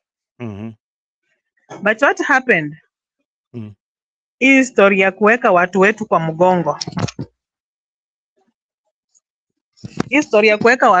mgongo. Tribalism. Hiyo unamaanisha aje? I mean tribalism. That is what made Oush to fail in Kariobangi MCA seat. In fact, everybody was alijiweka hapo mpaka Mjaluo, kama Mjaluo, na akachukua Wajaluo, they are the first priority. In all the meetings attended in Kariobangi, anakuja ku address watu. Kila Mjaluo amekuja na watu wake, so hatambui hizi kabila zingine. Watu hadi ameita mkutano kwa kanisa, wewe hujaitwa na mtu, umefika pale unafungiwa nje. And that was the mistake Oush made. And I remember telling the chairman wa Kariobangi ODM, wa chairman Kariobangi, hao venye wanaitana hizo ma grassroots, hao viongozi wa grassroots. I remember telling him that if this is the criteria you are going to use and you are having 2 weeks to election, mnakuja na watu wenu wenye mumeitana ndio wenye Oush anafaa ku address, you will not make it. Wakaona kaa ni mchezo. Niliwaambia hii ni ngumu. Kuna Mluya hapa, kuna Mkamba hapa, kuna Mkikuyu hapa, kuna kabila zote. Why can't you include all these tribes? In fact, hata timu yake ya campaigning ilikuwa only Jaluo. Wewe si Mjaluo, you are nowhere to be seen. Hiyo ndio ilikuwa makosa yake. Tukawa na UDA candidate. The UDA candidate had money. Alikuwa ana spoil kabisa. Alikuwa anabeba watu anapeleka Zimamani sijui wapi Kayole huko kwa mahoteli wanapewa pesa. But the problem with the UDA man, aliwahi kuwa MCA Kariobangi. So wakati alikuwa MCA alitolewa because of what? Tribalism, madarau, hashiki simu, bila alipita kura akahama Kariobangi. Kwa ofisi yake ulikiwa ukienda kwa MCA, nobody is ready to address your issues. Unaongeleshwa vibaya. And that's made that guy wa UDA alikuwa na pesa, but hiyo ndio ilifanya hakupita. Watu walikataa, walisema hatuliwahi mpea hii kiti. akatudharau, akahama Kariobangi, ukimpigia simu hashiki, shida ikiwa hapatikani. So kama hiyo wakati hakudeliver, will he deliver right now? People said no. Let's try another person. Now we had other candidates, like we had a Safina candidate, but with the Safina candidate alipotea ground, akarudi dakika ya mwisho. Aya, we had another candidate with the DCP. Like sasa what made DCP to win? DCP had no, hawakukuwa na pesa sana.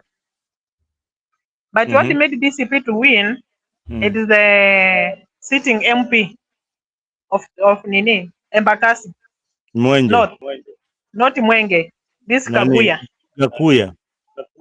Yes. What made him to win? Watu waliangalia Kakuya ametengeneza tu barabara, ameweka tu taa kwa mabarabara, ukienda hapo ukilia school fees ya mtoto basari habagui. So watu walikuwa wanashikanisha, suppose hao wawili wakae chini waelewane, wanaweza tusongesha mahali. Na kwa Kakuya unajua haya, akipeana basari, akifanya maendeleo, haangaliangi hii area inakaa Mkikuyu, hii area inakaa Mjaluo, hii area inakaa Mkamba, no. Anaifanya tu as general. Yani hana huyu taxpayer na mwenye si taxpayer, yeye kila mtu kwake ni equal. Na hakukuwa na pesa actually ya kukampeni, ya kumwaga na kupea watu.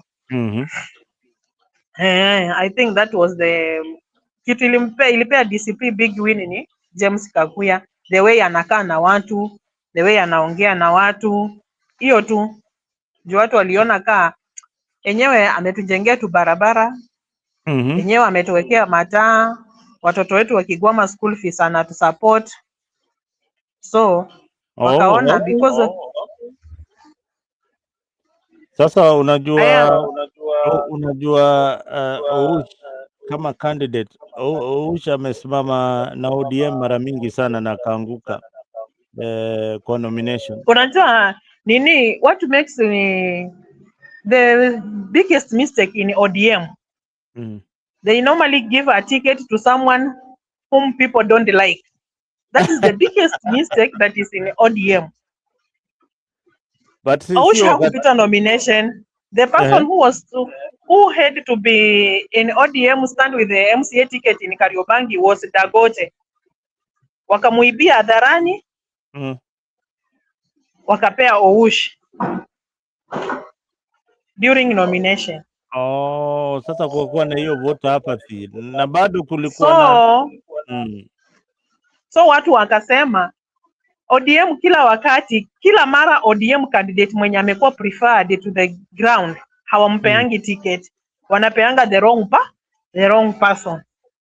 Hata I've been seeing on online somebody blaming Sifuna, somebody blaming Babu Owino. No, ODM wako na mess in the house, warekebishe wao wenyewe. Wakirekebisha itakuwa sawa, but if they don't do that, wakiendelea hivyo watajipata tu kwa hizo mess wakilaumiana, Sifuna angeenda kukampeni, Babu Owino angeenda kukampeni, sijui nani angefanya.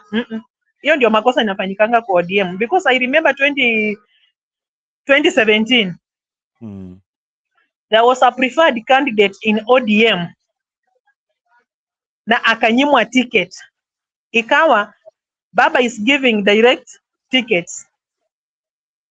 Huyo candidate alikuwa amependwa sana na watu in Kariobangi, and that is how hizo kura zilipotea, because hawapei mtu mwenye watu wametaka. So hiyo ndio shida moja tena pia iko ODM. Oush hakupita nomination, alikanyagia mwenzake chini. Na tuseme hii broad based now, maybe that one I can ask Alex atuambie. Now that there was broad based in Kariobangi, mbona UDA walikuwa na candidate in Kariobangi? UDA they had a walikuwa na si ulisikia Sifuna akisema broad based si chama. And that's why broad based si chama. Broad based is for main 10-point agenda, si chama. si Wauda chama. wasimame si chama. Haya, Angela, tumefafanua vizuri sana. You know, and people who are thinking out there that broad mimi So UDA wasimamishe candidate wao, ODM wasimamishe candidate wao. Hapo kutakuwa na vita. Hapo kutakuwa na vita. Hapo tunakuwa na vita hapa. Haya. Alex, Joseph, sema. Mzalendo, you know one thing, you came here, you bashed me when I said that Kakuya and Akina Major Donk made that candidate to win. You really bashed me, ukaniambia hapana. I really clearly told you, because I have some friends who are from there and they told me what really happened, but you are saying hapana, I told you. Why are you looking at your side of story while I told you very clearly that the candidate that ODM had was not going to win because but you said Kakuya did not help in anything. I didn't even know it was not all about Kakuya, it was all about DCP, UDA and OD. There were players who helped in winning this by-elections. Umesikia ukiambia na huyo mrembo sasa Mzalendo unasemaka point alafu unaruka. Umeambia na huyo mrembo amekwambia kwanza Mzalendo. Huyu mrembo amekwambia clearly that they Susikiza kwanza Mzalendo, they have told you, nasema kile kitu amesema hapo kwa show. Amekwambia that they looked at what Gakuya had done as an MP. Hiyo ndio kitu walienda wakaangalia. I am telling you what I told you before the elections. I told you the way the lineup is, a DCP candidate was going to win. What was wrong with that? No, not about DCP winning. I came after the election by-elections. I came and told you candidate was going to win. Sasa Mzalendo nitaongea sasa juu nataka usiwache basi ni make point yangu. I was telling you that after the by-elections, I came here and I told you clearly that there were major factors that made the candidate for DCP to win. And most of them, a factor was the MP Gakuya, Major Donk, and there is another one, walikuwa watatu. They influenced that by-election so much. That is what I was trying to say. But you said no, ilikuwa ni mambo ya ODM, DCP. You are looking at one side of the story.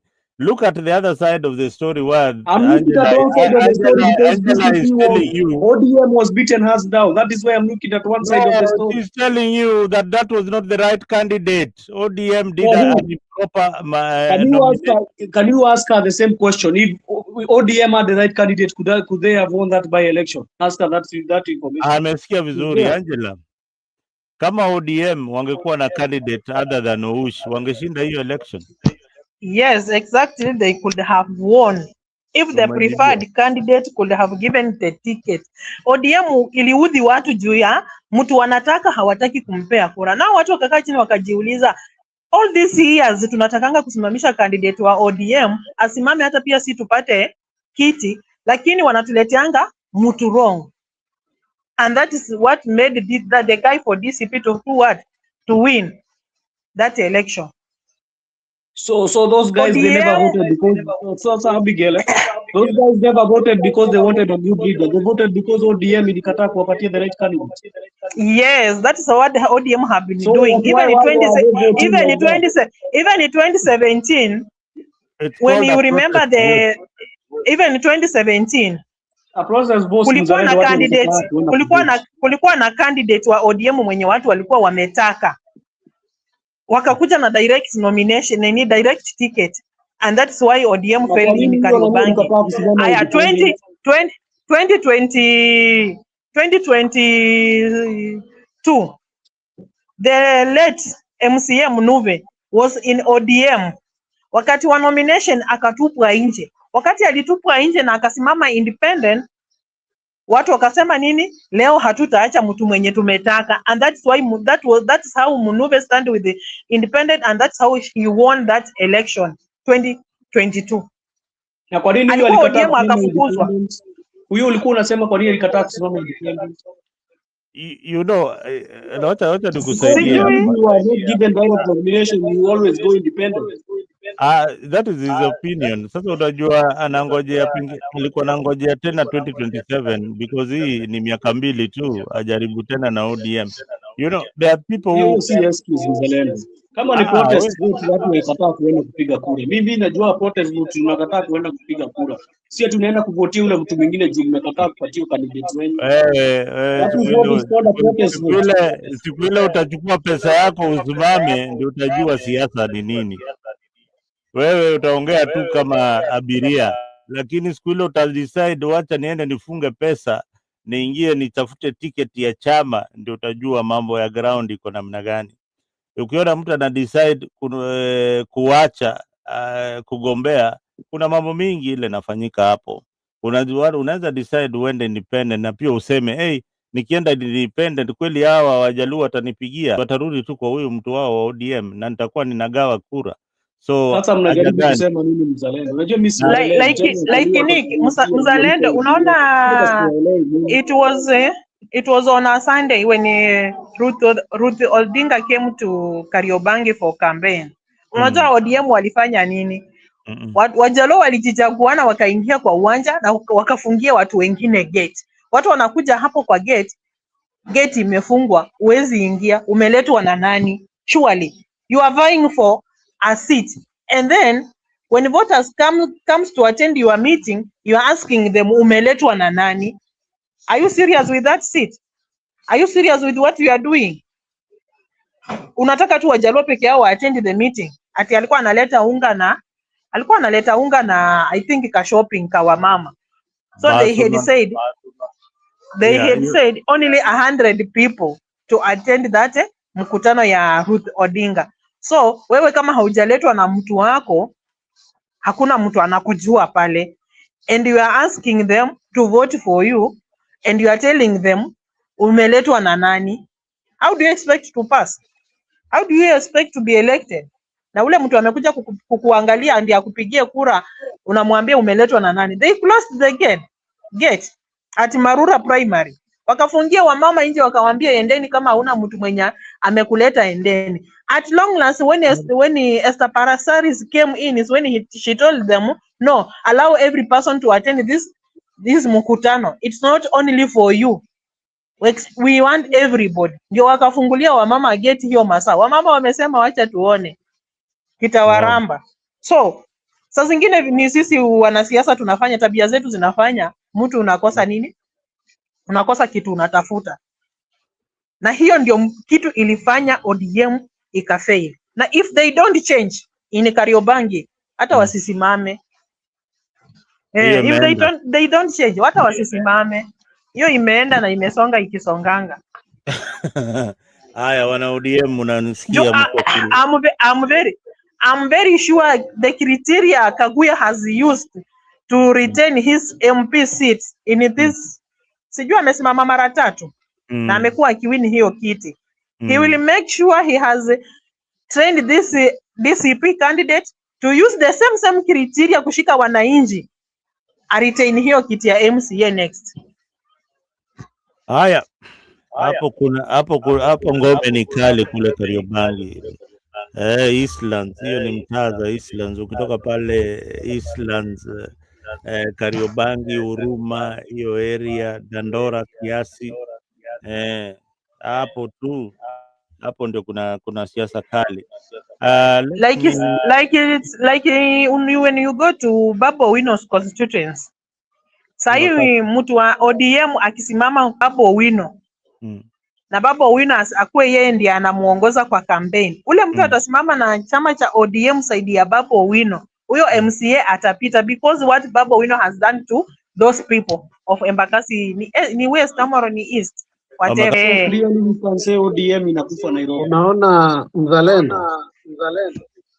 Unaona, wataangalia huyo ako na Babu Owino. Babu Owino anatupea hii. Babu Owino amejenga barabara, amejenga madarasa. Hivyo ndio wataangalia. Wacha tusikie maoni ya Alex kidogo. Alex, say something.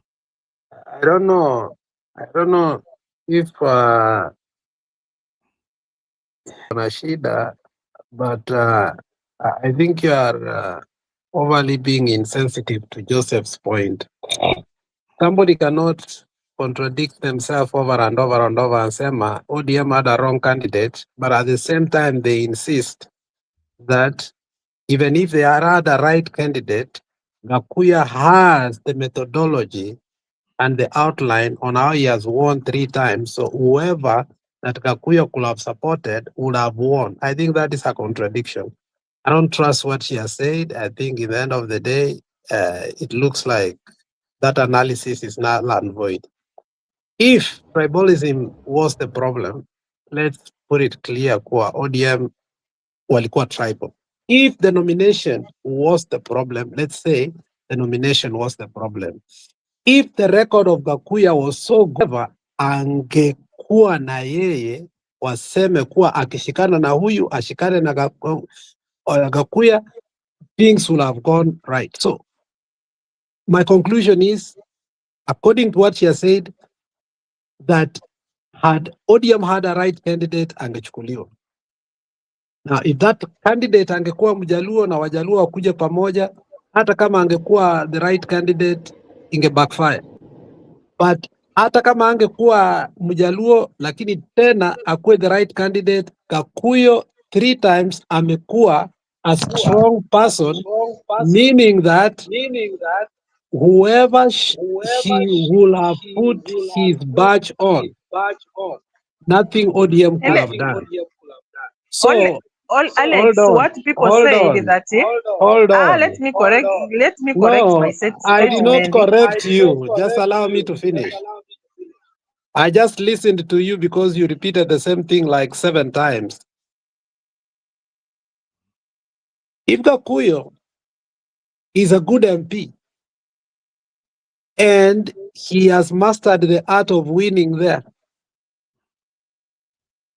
and the candidate at a support kwa MCA the same way Babu Owino, because you have repeated that if Babu Owino stands as an MP, whoever Babu Owino will support, in spite and despite of what party atakuwa, that person will win. So it doesn't matter according to what you have said kuwa, whether ODM chose the right candidate or not, whether Wajaluo walikuwa wakijieka pamoja huko wakapeana unga na hizo vitu sijui na shopping, whether or not, in the end people were looking at Gakuya's record and his ability to work with the MCA so that they can bring development. So the issue of tribalism was not there. The issue of nomination was not there. The issue that really people are looking at, who can work with the member of parliament so that we can get development here, according to the analysis the way I've had. So it's neither about nomination, it's neither about tribalism, it's all about people who can deliver. Nick. So to that, I think Joseph is right and has been right. Nick, if I say something really quick, because I'm on the road. I think the lady was very clear. She spoke very passionately, and the reasoning behind and the experience, the historical happenings, and the mistakes that ODM or any other party, particularly I think she centered ODM, the mistakes they have made and why they have lost. Okay, and she said, you know, ODM has always. If I heard you, Madam I think Anjali or something Angela. like that, Angela, if the mistake that ODM has made again and again is giving a direct ticket to candidates that do not resonate with people. However, in the event that you see, first of all, she made a premise like that and said, she identified the problem and the mistake that ODM has made again and again. And say she gave an instance where they said gentleman that you're mentioning that he ran on independent ticket and the people chose him, despite the fact that there was he was sidelined and was not given a direct ticket and a wrong person. The person that the people didn't like, and the people triumphed Did the because independent they candidate win or chose. DCP Mzalendo? They chose. What are you talking about, Mr.? Are you understanding what you are saying? You are saying it I mean, people No, just jumping here and saying anything. Did the no. DCP Who win ran The the or problem. independent? Hey guys, The moderator, can you put it correct? you Who will have won? time to correct Mise. No, You will have but who time. won? Let No, him give the moderator Alex his has told you. nothing to premise of the correct person me. who won. Listen, Oh my God. Alex, you have nothing to Let correct me make me. that statement clear. The I thing said is, that the wait, by-election Angela. in Wait, Who Angela. won? Kariobangi. The Angela, wait. No, let me independent make it. candidate did not Let me make win. it clear. I was the one who Zalando, was who won talking. that election? I was talking. I was the one who was given a mic. Alex, I've been keeping quiet when you are talking. When No, will you I'm just making it will you clear learn because I'm wondering, I'm good looking back manners? who won the election. It's not When will you independent. learn good manners of listening But and you not must being have good emotional? manners of not lying that the independent candidate won. No, you No. are not listening. You didn't Alex, hear what this lady No, spoke that is what you about. just said, we Bana. all know that the DCP candidate. Mzalendo, give me a chance to explain my point. I All said right. that the late MCA, the Munuve. late Oh. Munuve was Mm. he was in because ODM was giving direct nomination tickets. They chased him away. Then Munuve stood with the independent. He And won the election There you 2022 go. election. Yes, that's what There I you go. said. That's what you said, Angela. I said so. I said that. I said Munuve was an independent candidate. You know when we are The debating, late Munuve won through independent candidate. And that's why people say that we went at Munuve in ODM. ODM said, no, it is not Munu. It is not Munuve. And people said, no, we shall stand with the Munuve when he goes for independent candidate. That is the person we shall vote for. And that's why Munuve won the election My question is, 2022. Thank you. But Thank you when for that. my question is, are we talking about 2022 or we are talking about the by-election? Hey, boss. That is the question, because Mr. Are you talking about 2022 or the by-election? I mean, No, just said the we are person who won the election analyzing. this time around was an Was an independent. That independent. is what he just no, said. He Alex, you cannot get don't. away with it. Alex, listen. My Sometimes sister, it's you good. explained No, very well. We heard no, you. Alex. But You know he the was problem with alluding you. to Listen, Alex. independent won this election. Alex. And that is The why problem I with came you, in you and asked, can't who won understand. this election? Listen, Alex. You can't understand because you jump into conclusion. I gave you the background of this lady, how she explained. But because you are No. quick not to Okay. listen, you No, jumped don't into blame me for conclusion. your mistake. You No, said it's independent not, there's won no my this mistake. There's no by-election. mistake here. The problem is you don't listen, you end up jumping There into is quick no conclusion. thing that I did not listen. No, You you don't listen at clearly all. said, and I No, you, questioned you, Alex, you who do won have a this bond? history. You do Whether have a you say history my of name not even listening. 20 times, I'm not going to say No, your name. And by no, the way, we Alex. come here with different names, by the way. No. No, we come Listen, here, Alex. respect You came the here name with the I've come name. here with. When you come here with Alex, call me. I come here with Mise. Call me Mise. But the problem that you My have, name is not up there, Alex. Kindly. the voice I Mzalendo, know is Alex. So tell us, what should we call Okay, you? Mzalendo, What should we call you? but one thing me Mzalendo, we I've just come here seen, with our own names. There is a one thing No. that reason we I've come seen, here with one those thing that I've names. seen with this lady, she's contradicting herself with one thing. She's saying that this is not an ODM affair. Being in a by-election is not an ODM affair. This is about the MCA seat for A Kariobangi. kangaroo lawyer.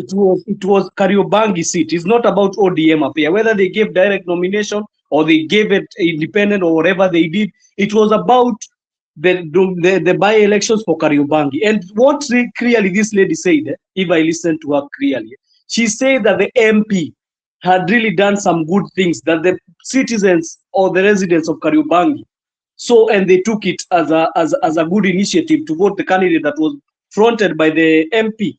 And even she stated that if Babu Owino, because I heard her clearly, if Babu Owino becomes the candidate and says this is my candidate, and even if it is not ODM, by the way, if Babu Owino, let's remove even ODM. If Babu Owino comes with a candidate and he says this is my candidate, people are going to elect him because of the things that Babu Owino has done in the Embakasi South constituency.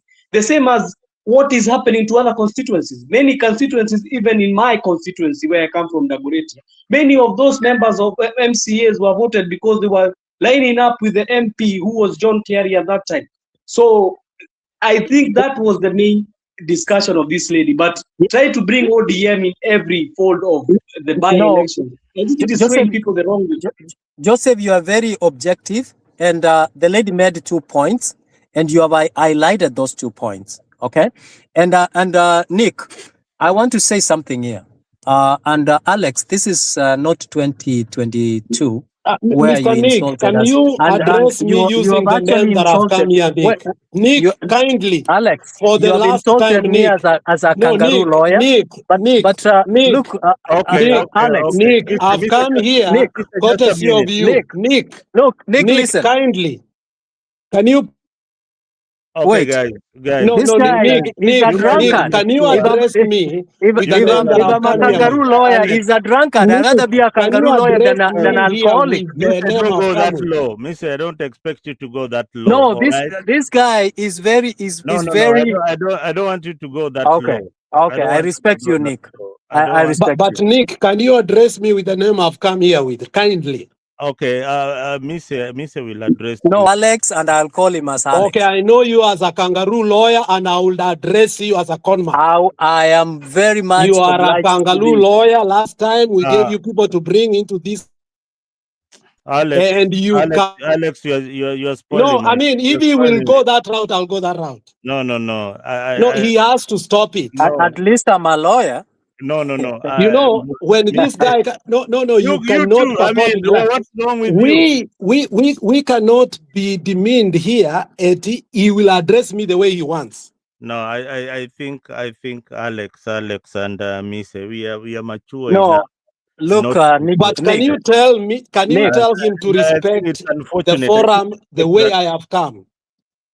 We can What is your name? disagree, I can't see you. I know you as Alex. but I How don't do you want Okay, me tolerate. I to? can't also, and I know you as the person who conned us. I can hear the name. Anyway, I don't tolerate name calling here. If you have got anything personal about Mise, or Mise has got something personal about you, I mean, you guys can call each other and sort it out. We don't want Look, you to I don't have go that anything direction. personal. I haven't. All we are saying is that, and I But you don't know, know. you I've never cannot met Alex.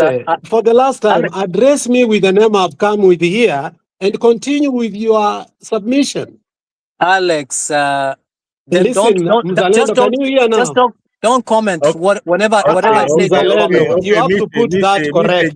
Just continue with your submission without mentioning his name. Thank you. If that makes him comfortable, please. And I don't want him to interject when I'm talking. Yeah, and I it doesn't. don't But don't do the say my same. name. Don't say that name. Interject. You are I don't interjecting. interject him. He better listen and understand we are here for a debate. If he carries emotions here, we will deal with him that way. Okay, So I also deal. I'm finishing.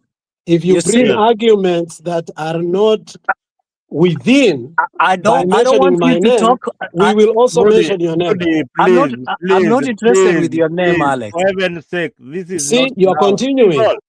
No, I mean, in the end of the day, I mean, we are not going to allow that. I mean, if you disrespect me, I will disrespect you. Zaleno, I came here courtesy because you are alone, and you allowed me to come here and put my points. I did not come here to be addressed by another individual. Can you allow this person to stop yapping over my name? One thing, you must also acknowledge your mistake, and Mr. Chu acknowledges his mistake. So we don't ignore the mistakes. So we have to show some maturity during this discussion. But now that you have told him, he said he will continue it, whether I like it or not. He said, Mr. said that he's not going to. But immediately after that, he continued. You are interjecting. Well, let him just finish his point, then you'll have your chance to say something, please. Yeah, thank you, Nick. You know, sometimes it takes emotional intelligence for us to have a constructive conversation. We are not competing. No one has monopoly of knowledge here. We are all learning from. I like the perspective Angela has given. I've learned something from it, and I thrive. I like that, and that is why I come here, because intelligent people meet here to discuss and show respect to other people's opinion, because that's what it is. We learn. And I appreciate you giving us this opportunity. We've been here before, and we've had similar situations where people feel like they know it all, and they lose the test of the debate. And I like Joseph. Joseph, you are a good debater because you respect other people's opinion, and that's what it is. I've learned a lot of things from you, and that is what it is about this conversation. So we need to appreciate the fact that we come from different tribes, and tribalism, like you said, Nick, it's a choice. You can use it in a constructive way or in a negative way. When you look at the Kisi people, they are known for their industrial, their hardworking investment and business, just the same way like Kikuyus do. When you look at the Luo, they are known for their academic excellence and in areas of expertise, and that is how we impress one another in a country that has more than 42 tribes. But when we start ganging together as a tribe against another tribe, or to put another tribe down, or to oppress one tribe because we are in power or we are in position of authority, then tribalism becomes a disease and becomes a negative indicator in our country. And that is what is happening right now.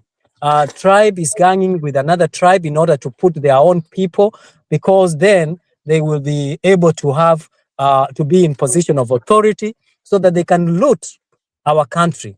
And this is a disease.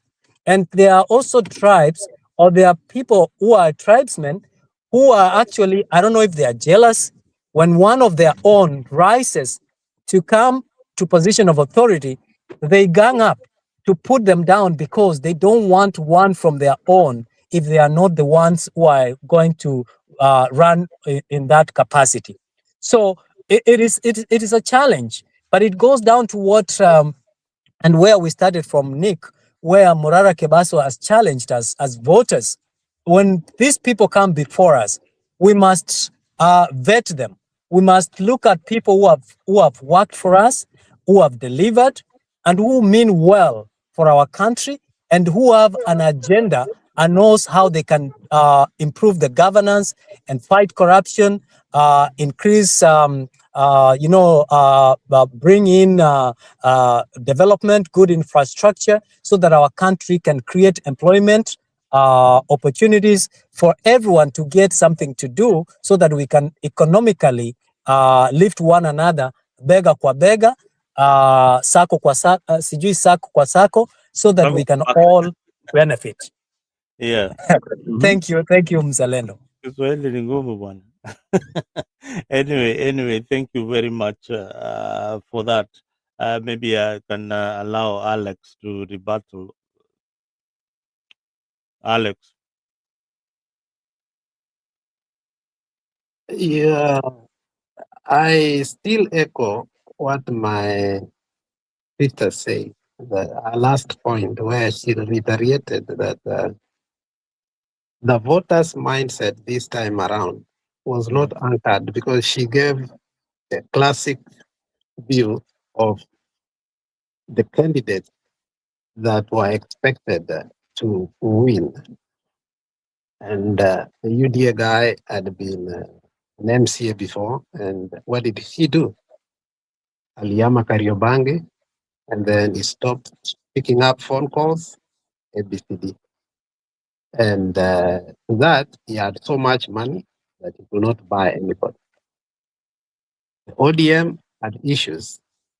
And even though they wanted a certain candidate, even if that candidate had been given, if the Kuya still supported a certain MCA, according to her, because she concluded, after Sai, if there will be a by-election somewhere in Babu Wino's constituency, whichever alignment Babu will be, whether be in ODM or outside ODM, people will choose an individual that will compound with Babu to bring out development. I think that was the conclusion of the lady. And that is why the question came out, Kwa.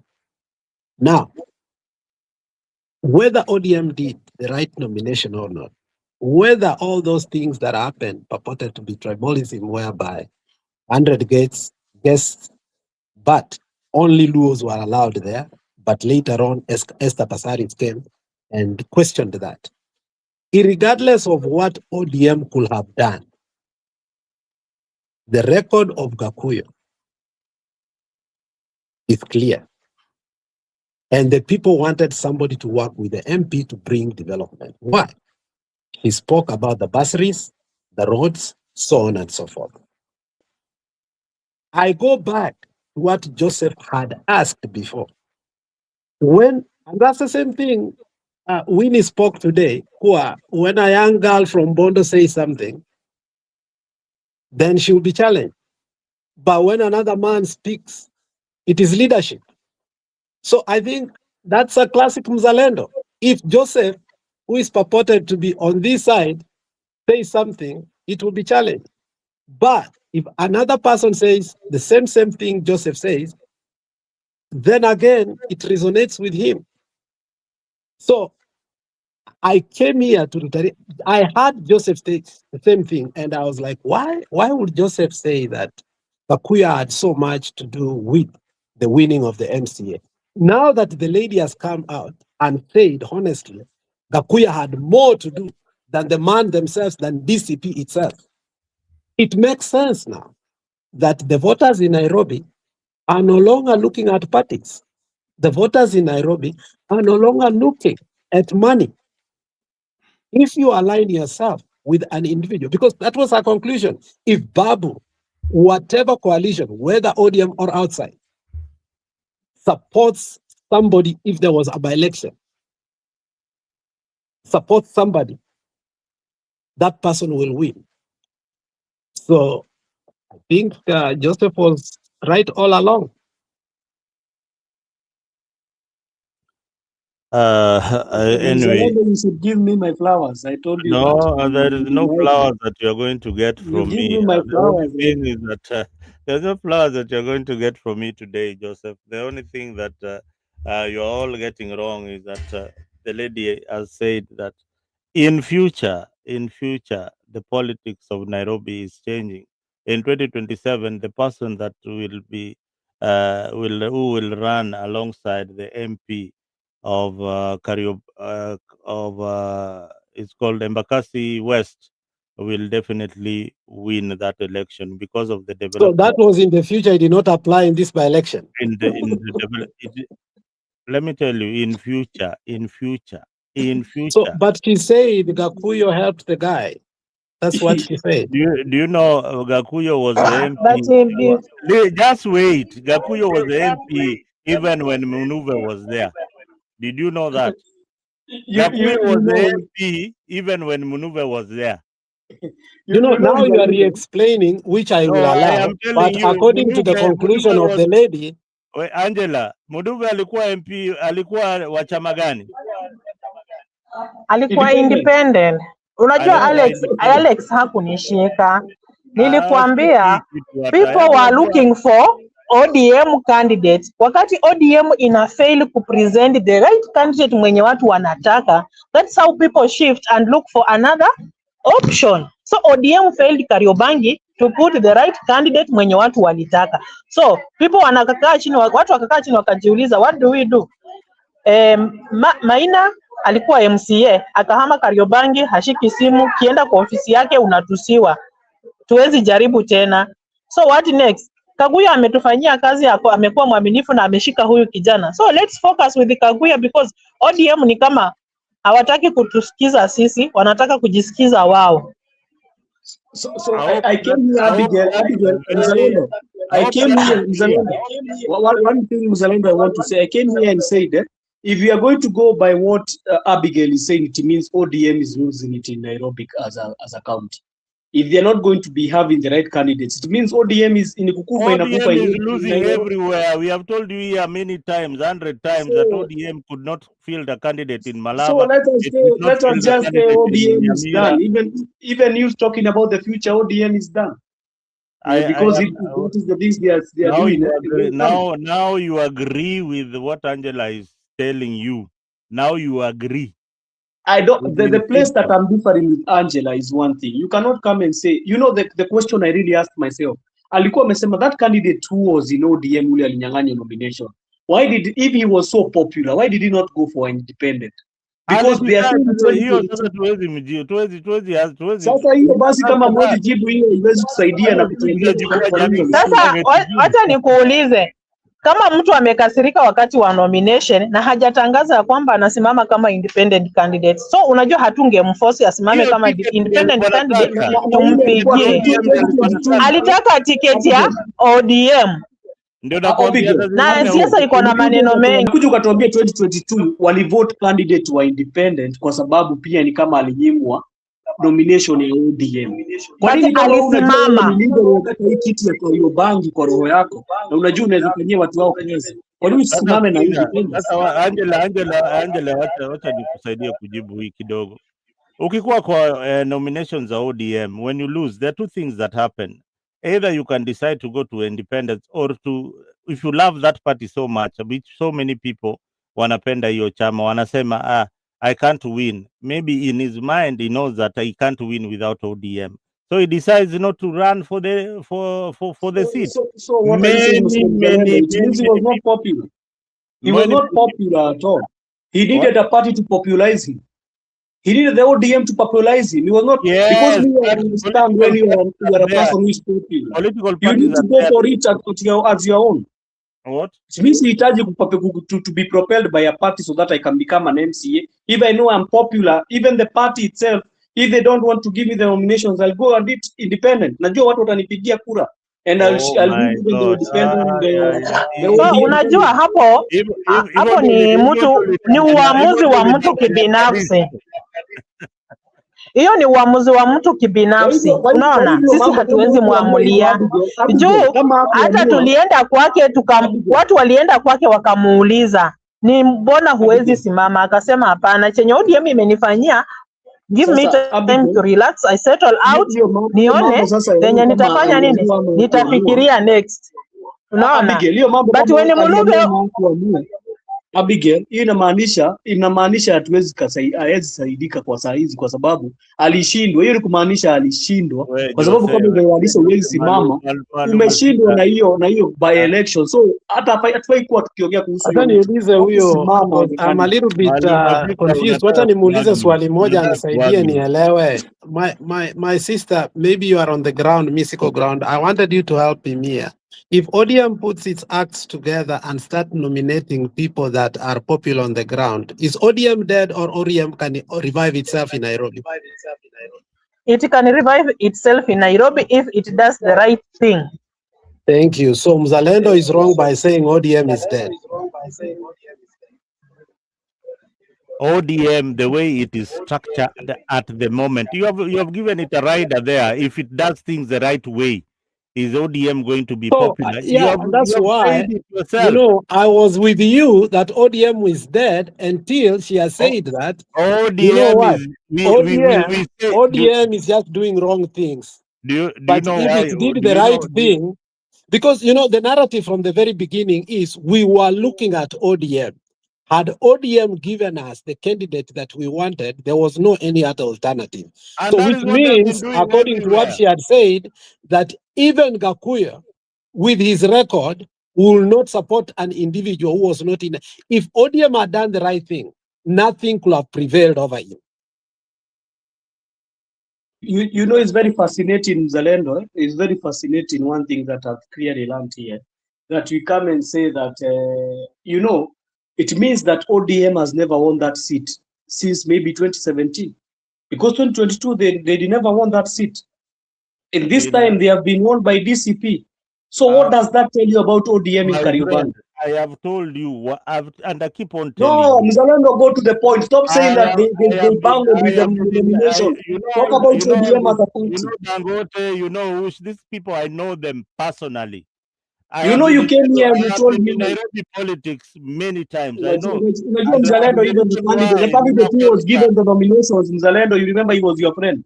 Oh, he was my You friend who was told me given nomination, Owusu and was I your told you he's friend. not going to win. I told you he's not going to win.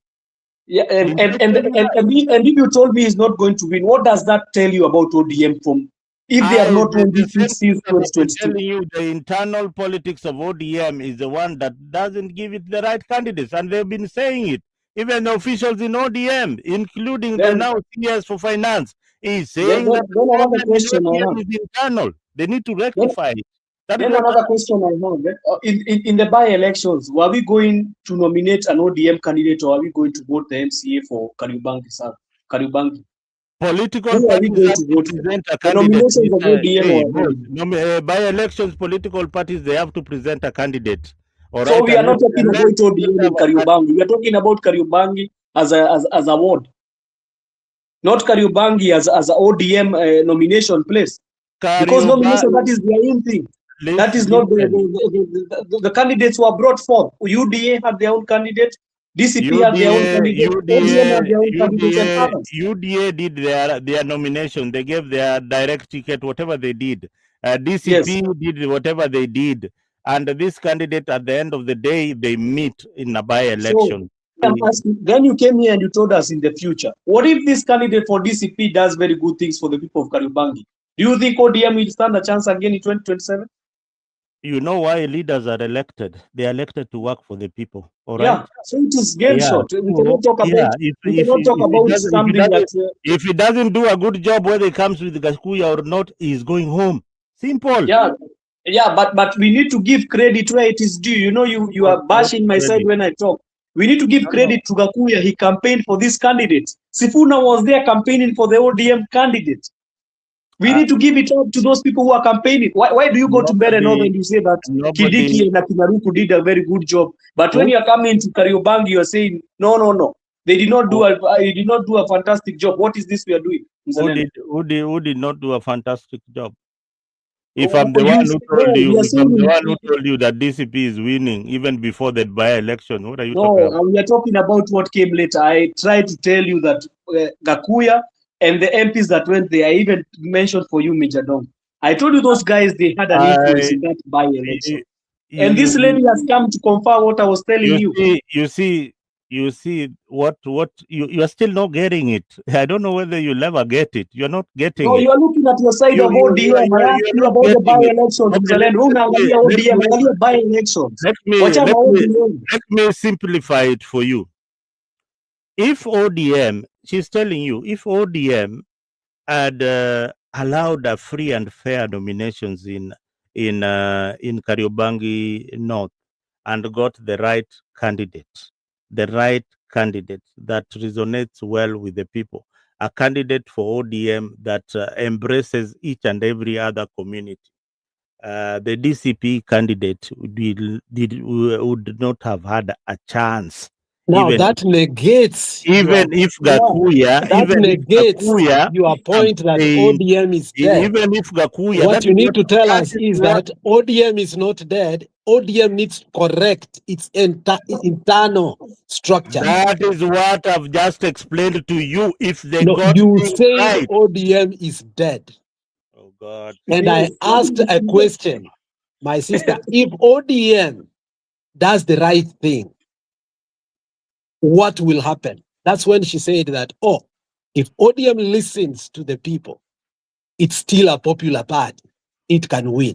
So for you and me, we had written off ODM. There is nothing it can do to revive itself. But the lady is saying that the ground... The way it is right now, the way it is structured right now, even if that election was held 5 times, each and every month it is being held the way your ODM is structured, Mzalendo. It will lose. That's what we are telling you. Maybe you need to speak in Doluo so that you can understand Mzalendo. yourself.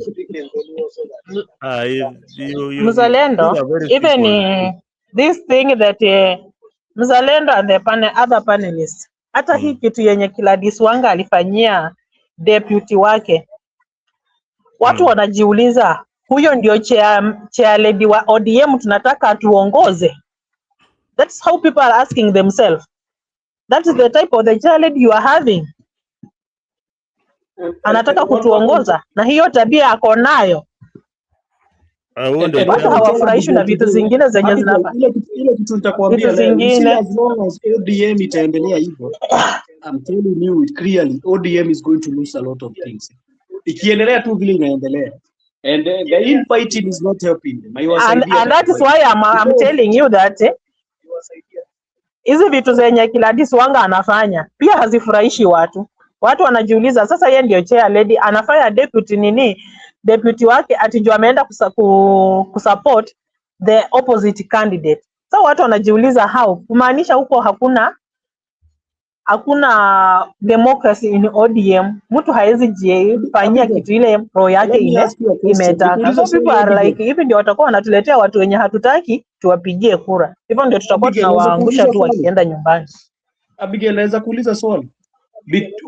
Who better suited can you see picking up ODM na ipeleke mbele as a unit between these leaders? Because achana Guru Odinga, we are talking about these leaders who are down here, akina Babu Owino, kina Winnie Odinga. Who are you seeing ako mzuri sana kuchukua hii nini ya ODM?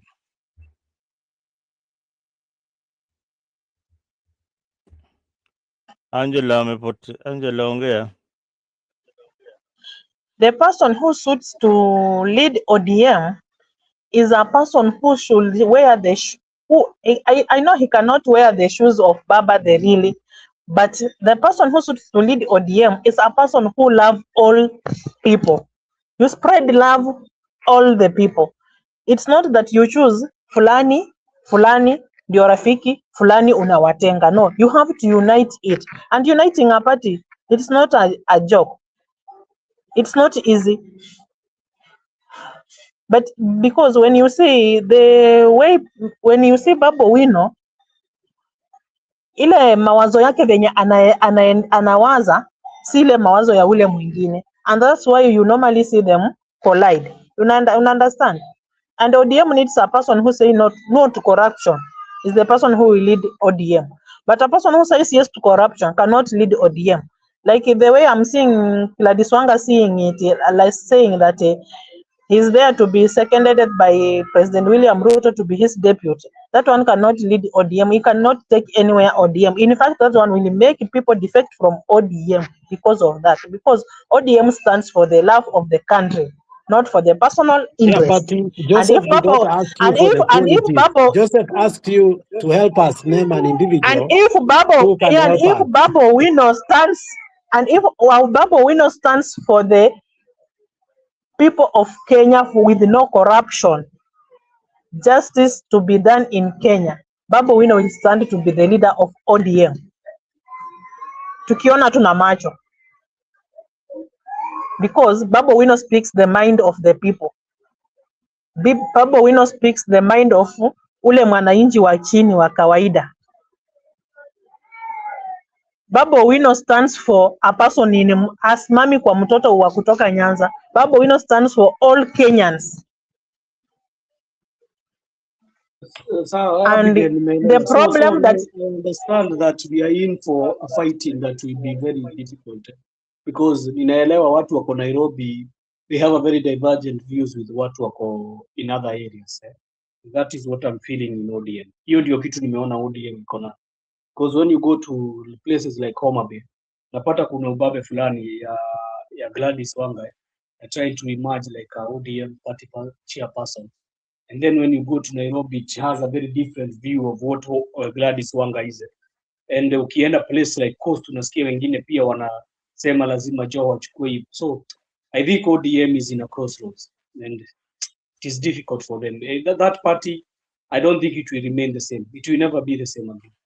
Even as we are going to 2027 election, it will not be the same.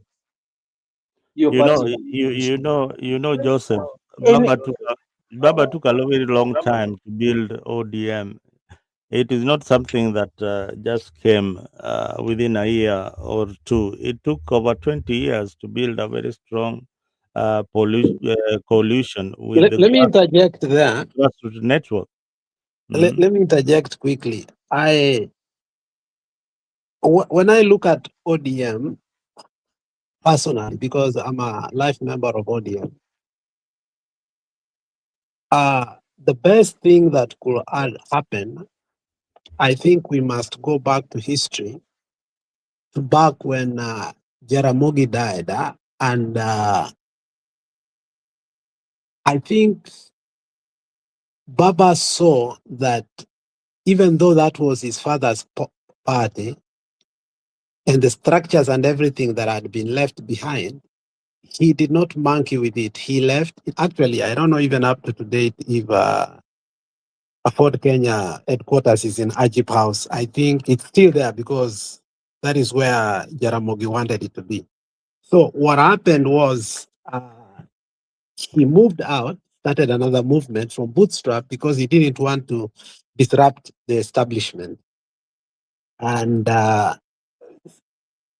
listening to Winnie Odinga yesterday, more than, sometimes these funerals give you a deeper perspective, or it can give you bits and bits and bits. So you connect the dots, but you don't form it. It's kind of zigzag. But today, no, yesterday, it's already past midnight here. Winnie Odinga during the International Human Rights Day was told to give a speech about Baba. Little did he know that they were actually celebrating Baba during that. In her speech, you could see somebody who is not comfortable in ODM and who no longer is going to be part and parcel of ODM. I believe she's taking a different route. I did speak with Mzalendo, was it 2 days ago, during Winnie's auntie's funeral. Ida intentionally brought the two ladies in front of her. That was Bibi Junior na Winnie. But I think she was playing a game to us. I think Ida was trying to sort out the ODM mess. And in that short time, Winnie acknowledged Mama had yielded her time for her, but she ended up making a political speech, but a political statement. And that statement was that, I came here with a very good friend of mine. It wouldn't be good if he leaves without him being mentioned. I will not call him here to speak, but may he stand up so that we can recognize. And it kind of surprised me, but I don't think Winnie could have done it without the consent of the mother, without asking the consent of the mother. And today, after Winnie's speech, then Babu Win also made another speech. Okay? So where is the future of ODM? The future of ODM is already in factions. Kaluma one day crying out that, ABCD, the next day saying, 4 million votes, all of it are in the basket to give. Sifuna saying this, the next day saying this.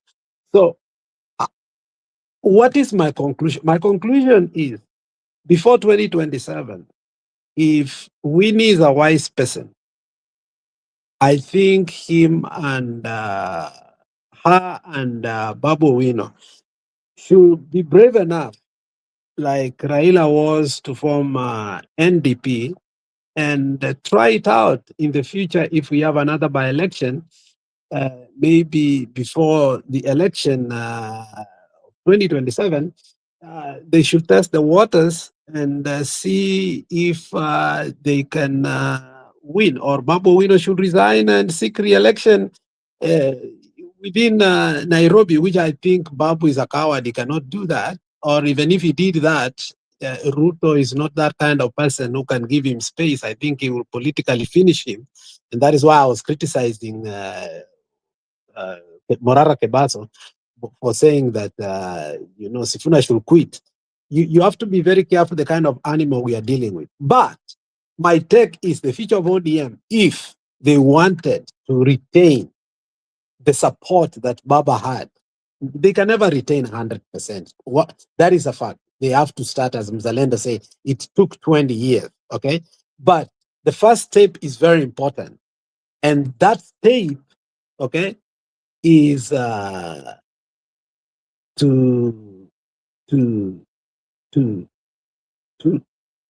what's the right word?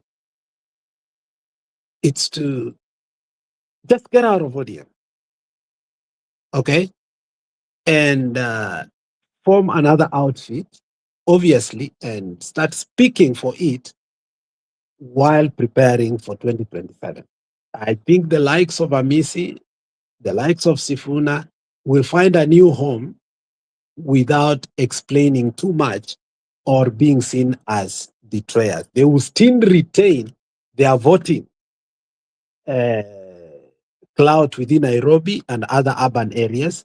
They might lose some areas, in quotes, not really losing, but in quotes, because they will be stolen.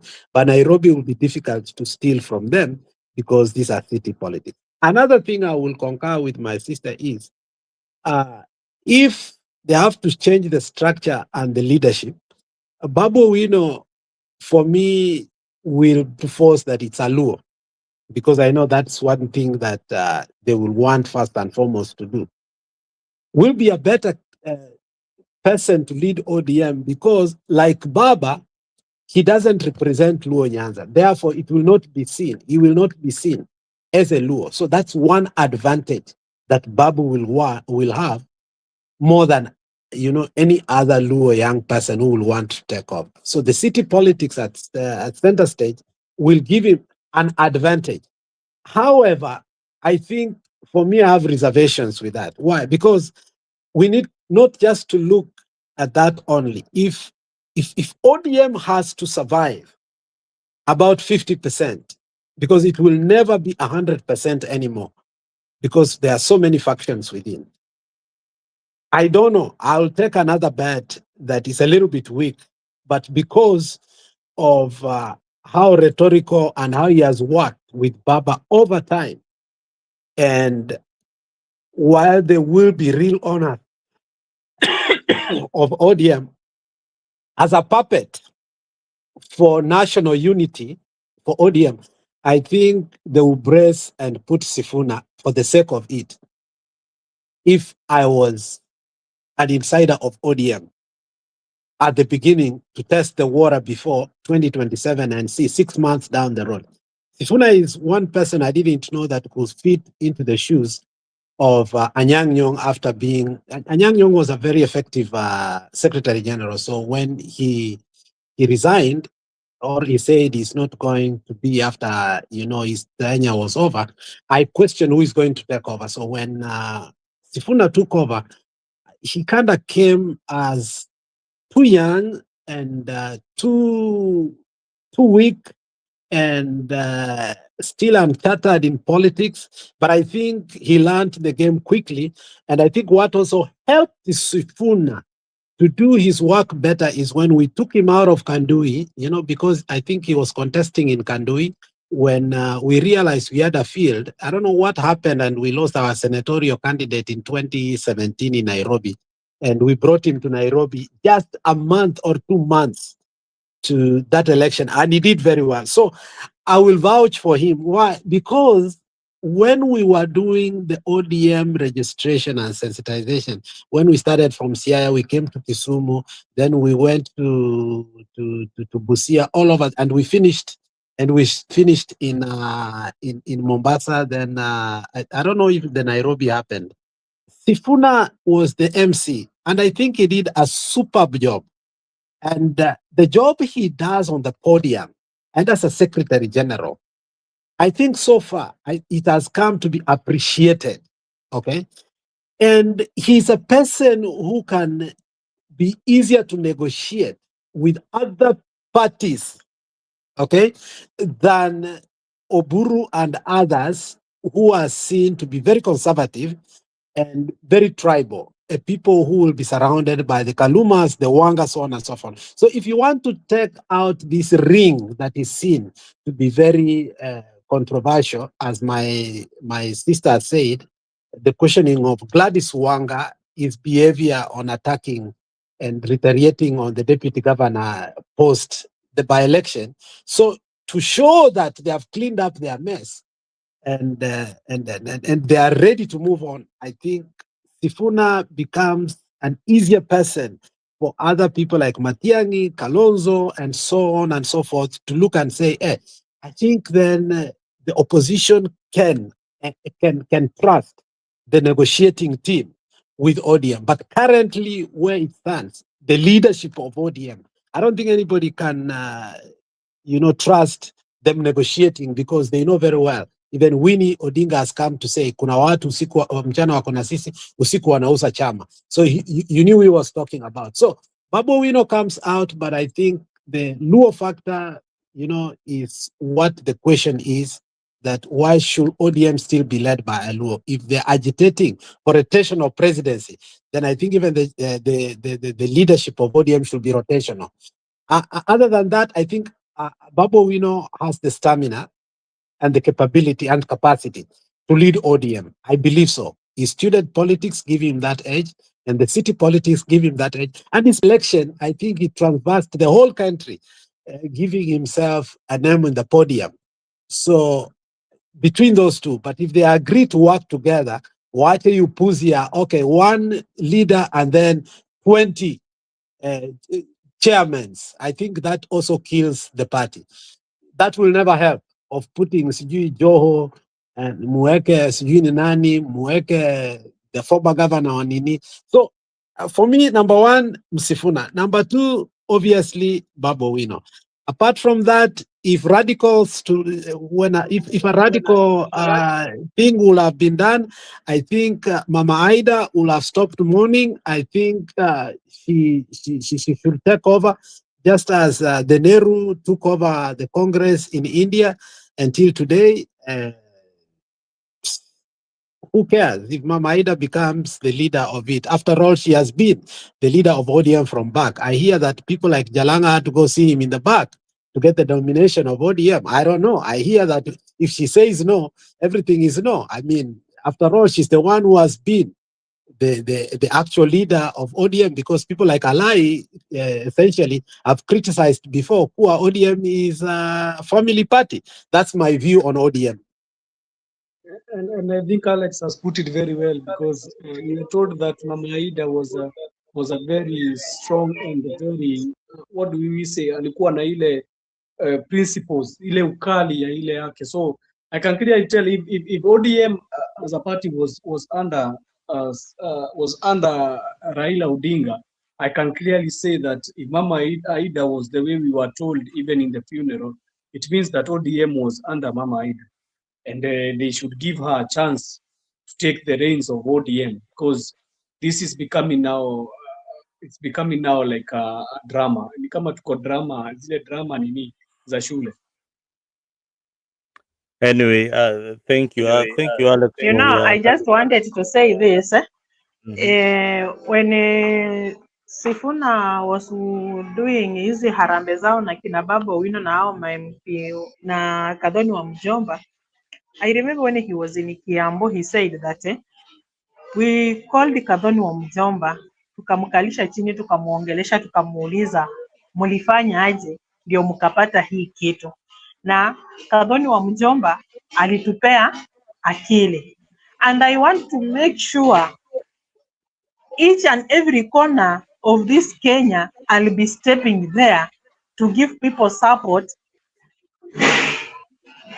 so that we can make ODM to be a big chama all over the country, so that we get these people support, so that 27 hata pia sisi tuko na uzito. But when Sifuna speaks that, the problem with the ODM is that we have other parasites who say that Baba left us in a broad-based government. We cannot go against Baba. That is the fight that is in ODM. It is this broad-based government. Because in a broad-based government, people are getting money there. Uko kwa nini? Kwa asali unachota asali usiku na mchana unajaza.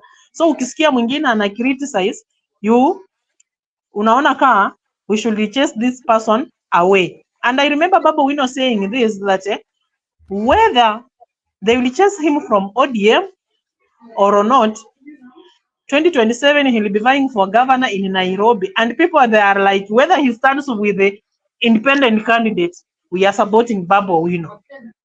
They won't mind the chama. I think ODM, so ODM Angela. has to sit down and ask themselves, ni wapi tumekosea? Hizi chuki ndogo ndogo zenye wako nazo na wenzao waache. Hizi visarakasi kidogo kidogo hizi za kina Gladys Wanga, hizi za kina Boburu Odinga, hizi za kina Peter Kaluma waache, so that they unite the party and come up with a strong candidates all over Kenya. But if they are still having this mentality of we are in broad-based government, those are the people who will spoil ODM. When you look at what he normally takes on internet, zenye anaongeanga, I'm very sure I had, me, I'm in Kenyatta National Hospital, so we interact with so many people. I heard one lady saying that ni sisi tulimpea kura, lakini venye ameendelea kuongea matope hivi, tunataka kumwambia asafiri salama na hiyo matope yake yenye anashindanga ameongelesha watu vibaya. And if ODM doesn't give the house in order, it will end up losing so many seats in Kenya come 2027. Because those who are in broad-based government are supporting Aladwa to be the governor for Nairobi, and Babu Owino is also vying for governor in Nairobi. So unaona watakosa mwelekeo, and hivyo ndio watapoteza kura, na hivyo ndio kutaenda na watarudi kujilaumu. So ODM have to put itself in order and do the right thing to the people. Yeah, thank you, Angie. What? Let me just add it has been a very fruitful discussion, and maybe what we are missing. There's only one point that probably people are not seeing. The issue of Winnie. The issue of Winnie. I've written so many articles about Winnie. The day the Raila's family will speak, because ODM initially we were told ODM is Raila Odinga, and Raila Odinga is ODM. So the party ODM was Raila, and right now the daughter is taking a different route, and either to cement the father's legacy or to create her own path politically. And she has also realized that the young people in this country need to be heard. The older people in ODM are suppressing the voices, and for a long time, Winnie is not coming to identify herself like a Luo leader or any other leader. She's identifying with the Kenyan community. But when she was in Siaya, she was saying the right thing. She talked like, what her father would have said, the history of the Luo, so that you identify with her as the upcoming leader. So we will hear more about Winnie in the coming days, more articulate, more precise on what she really wants to become, and if they cannot be given space within ODM, then they are going to break it, that ODM, or William Ruto and the Broad-Based Alliance team will have to, the ODM members who are in the Broad-Based will have to join UDA. I think that is coming. That is something that is coming. The way the politics is, William Ruto does not need ODM more than the way the broad-based members need him. Yeah, for Gladys Wanga to win the elections in Homa Bay, she needs the support of William Samoei Ruto.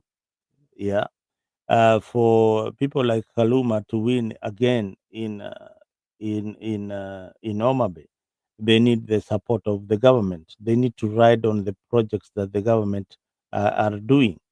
But now Ruto had played his card so well. Whether they want to move away from the broad-based government, the people, the Luo people, were yearning for development for a very long time, and Ruto gave them that bait. So the likes of Mbadi, the likes of Opio and I will still remain within the UDA faction. And you heard today Mbadi saying it very, very clearly that he never supported William Ruto at any given time. He never prayed for him at any given time. He never even wanted him to become the president of the Republic in Kenya before 2022. But now in 2027, he will campaign for William Ruto and his vote is with William Ruto. Now, you don't stand to bargain when you're already in my house, all right? ODM is already in Ruto's house. Those ones in the broad-based government are already inside. They're already captured. You don't for people who are not within his house. So the members who are already in ODM, they already captured the PDP, the Broad-Based Alliance, the Wangas, and all that. Those ones already captured. He doesn't need them anymore. Now he needs the people who are outside, people like Babu Wino, people like Winnie, people like Sifuna. Those are the people that William Ruto is looking for. People like Gashagwa, uh, and so many others who are differing with him, because he played the cards of development in Nyanza and it worked. So William Ruto, I think his business in Luo Nyanza is done. So ODM has to get his house in order. What Winnie is saying is that we can't negotiate from within. We must negotiate from a stronger point of view that we have the people. Now they are saying that we have the young people, and for a very long time, the Gen Z did not have a leader. So we might see a Gen Z leader emerging from this coalition of Winnie Odinga and many other people. Mzalendo, Now, yes, another question. Joseph, Oh, as we close, yeah, I as we want to ask close, a question before we. yes. Did Badi win any elective seat in 2022? Mbadi contested in 2022, but was prevailed upon by Raila Odinga. He wanted to be the governor for Homa Bay. He was prevailed upon by Raila Odinga to step aside for Gladys Wanga. I just wanted to ask that question. Yes, I hope I've answered you. Now, What you need also to add on that is the division of ODM did not start today. The remnants of Ruto sympathizers ever since the Men in Black, because remember, even if Ruto left ODM, he actually bankrolled the young thugs within the ODM faction when they wanted to do the party elections. And that is when the Men in Black came in and thwarted the whole plan here, Ruto. And among them was Ababu Namwamba and Joe and obviously Mbadi. But many people do not link Mbadi to that. It's not that Mbadi was denied the nomination. Baba understood the moves of Mbadi. Mbadi is a very shrewd person. On the front, Mbadi was the stalwart that we saw organizing, very ardent to the cause of ODM. But behind it, he ate with Ruto a lot. So Mbadi becoming even the minister for finance, for me, has never surprised me. Because looking back now, through nominations and everything, Ruto really infiltrated. That's why people like Professor Jeda, people like Jalango, all these people ended up having very fantastic campaigns because Ruto already infiltrated. So Mbadi case is not like Baba uh, did not understand what was going on. But Mbadi had grown horns and had become too powerful, and he was ready to be used by Ruto by all necessary means to divide the South Nyanza region. If you remember, post him becoming post the election, his name was not even part of the nominated members of parliament. They forced him to become. He forced himself, and it brought a lot of problems. But Baba thought he had already stopped him. But now, when it came to parliamentary assignments, Babu Owino was supposed to take the park. Was it the park seat?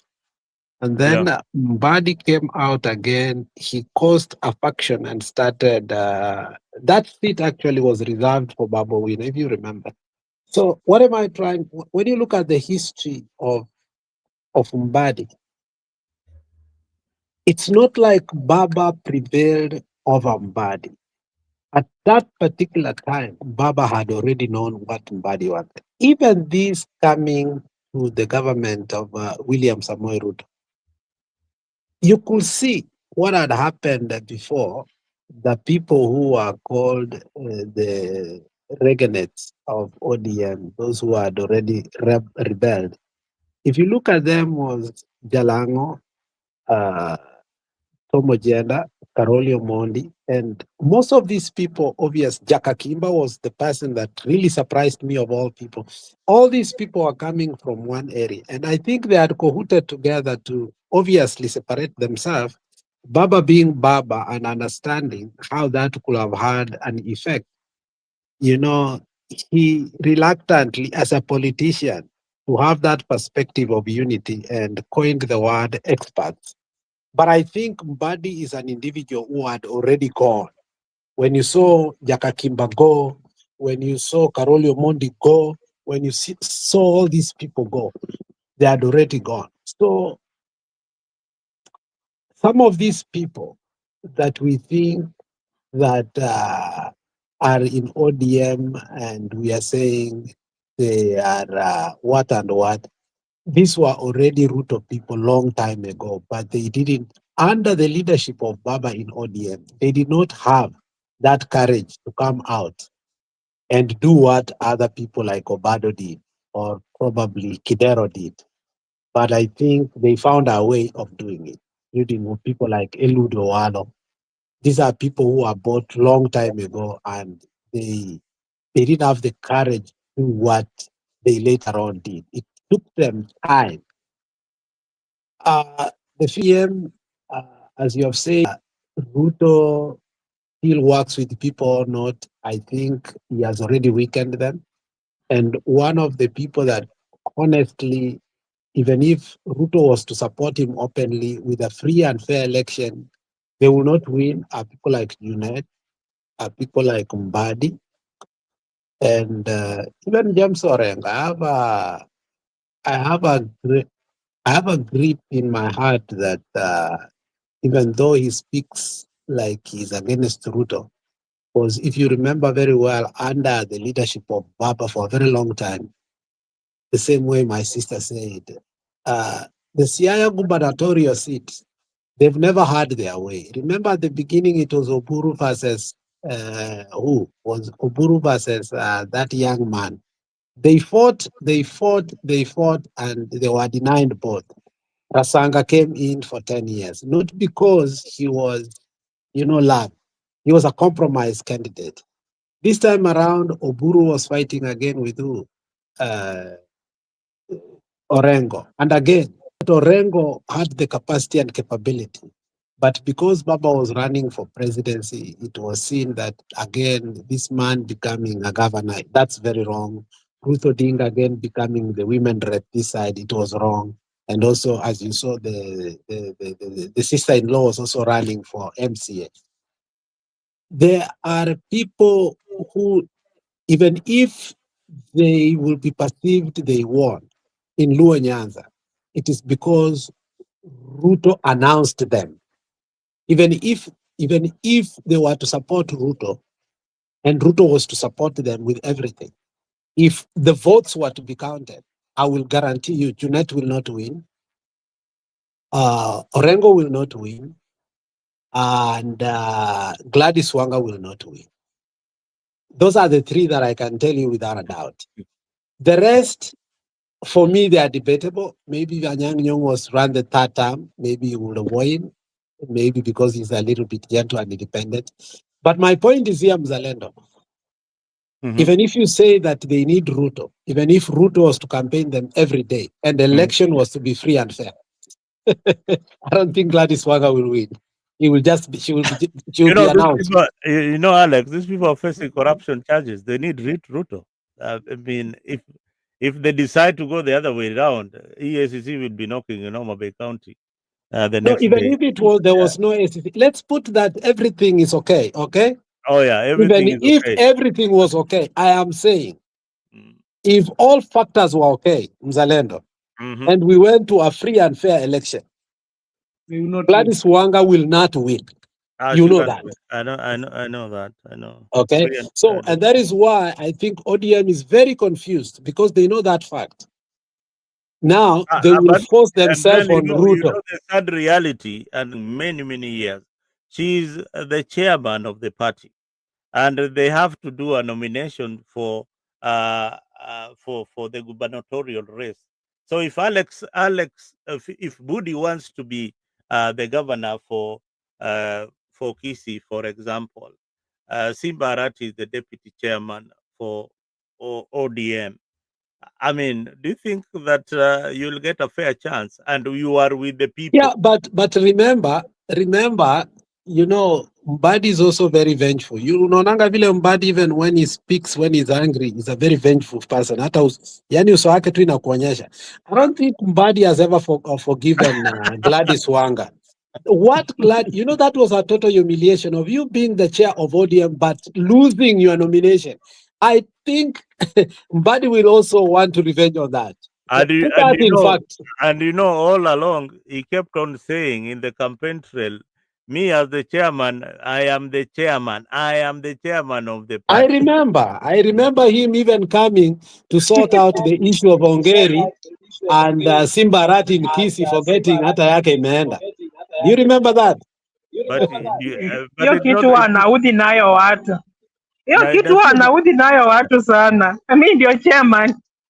Mimi ndio chairman. Aladwa Nairobi ndio chairman wa ODM. Mimi kama chairman wa chama, nikisema on that again, I think my sister alinichekesha sana mpaka nikashtuka. I wanted to ask her a question. Seriously, like ODM is contemplating on putting Aladwa on a ballot for, like, seriously? Yes. Like you take it from Wanyonyi, Team Wanyonyi, who is a capable leader, and then you want to put us Alex, hebu acha nikurudishe nyuma kidogo. Wanyonyi wanted to be the governor for Nairobi. Do you remember that story? Very well, yes. And that's why I'm questioning. Akaambiwa hii wewe rudi huko kwao. Ni wapi? Bungoma ama ni wapi? Busia. Ni Bungoma. Ni brother ni brother tu Wetangula speaker. Kwao ni Bungoma. Akaambiwa wewe rudi huko Bungoma, tutakupatia tiketi ya chama ODM, uende wanie huko Bungoma. So Wanyonyi team has been campaigning very hard in Bungoma, which I don't think he is going to win. I highly doubt in all these scenarios. Mkae mkijua baba yuko, Raila Odinga is not alive. He is gone. We have but Mzalendo team might win Bungoma because he's against his brother Wetangula with what Wetangula is doing. That one can give him a chance. But also remember, my sister, also remember, I don't know if you watched the news about 2 days ago, 3 days ago, whereby it was laughable. I don't know if you saw that, Mzalendo. The governor, for the former speaker of the Senate, the governor for Bungoma, was actually saying that Speaker Wetangula has marshaled the MCA together. They want to impeach him. Did you see that? Yeah, Lusaka. And he comes and he comes from Wetangula as what? Lusaka. His name is Lusaka. Ken Lusaka. Yeah, he comes from Lusaka. Actually won from Fort Kenya. Okay, so it tells you that also Lusaka is thinking that my sister is thinking that actually Wetangula is vouching for his brother. Ni mchezo inachezwa hapo. You are right, ni mchezo. And I think Ken Lusaka is in his last term. Ken Lusaka is in his last term, Alex. Ken Lusaka is finishing his term because he was a governor in you know that issue of ile wakati wa Wilibaro. Si alikuwa wakati wa Wilibaro. Zile zenye zilikuwa zinatoka 100 and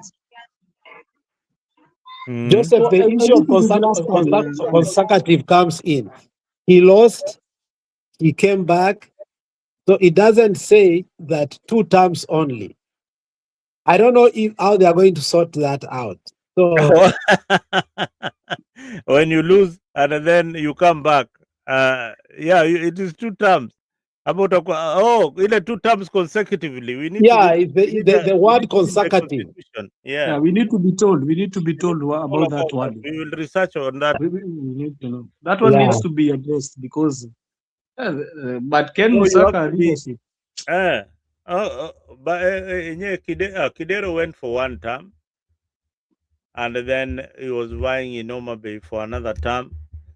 Then you can be vying forever. Anyway, that we leave it to the lawyers to tell us. If you are there, tell us whether the governor can vie for another term if they had lost in the previous election, if they can come back and vie for a 3rd term if they have finished their 2 terms.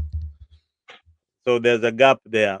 One, he lost, and then and what about he won again. Nick? I think it is just 2 terms. You have to be there for 2 terms. 2 terms means that I was also seeing the former CS of health Nahumicha. Pia yeye anataka kuwa governor. Huyo aache kuota bwana. Mimi nakwambia watu wameiba pesa mingi sana. Unajua, they are toiling. Unaona, my sister, the frustration that is coming from Trans Nzoia is giving them headache. Whether you like the guy or not. Isn't it za ugavana zimekuwa tamu? Isn't it za ugavana zimekuwa tamu? Ndio nakwambia, nawaambia ule mtu Ruto anataka ni kinao natembea. Anyway, guys, ebu Angela, ebu funga, tunafunga station saa hii. Funga na maneno yako ya mwisho.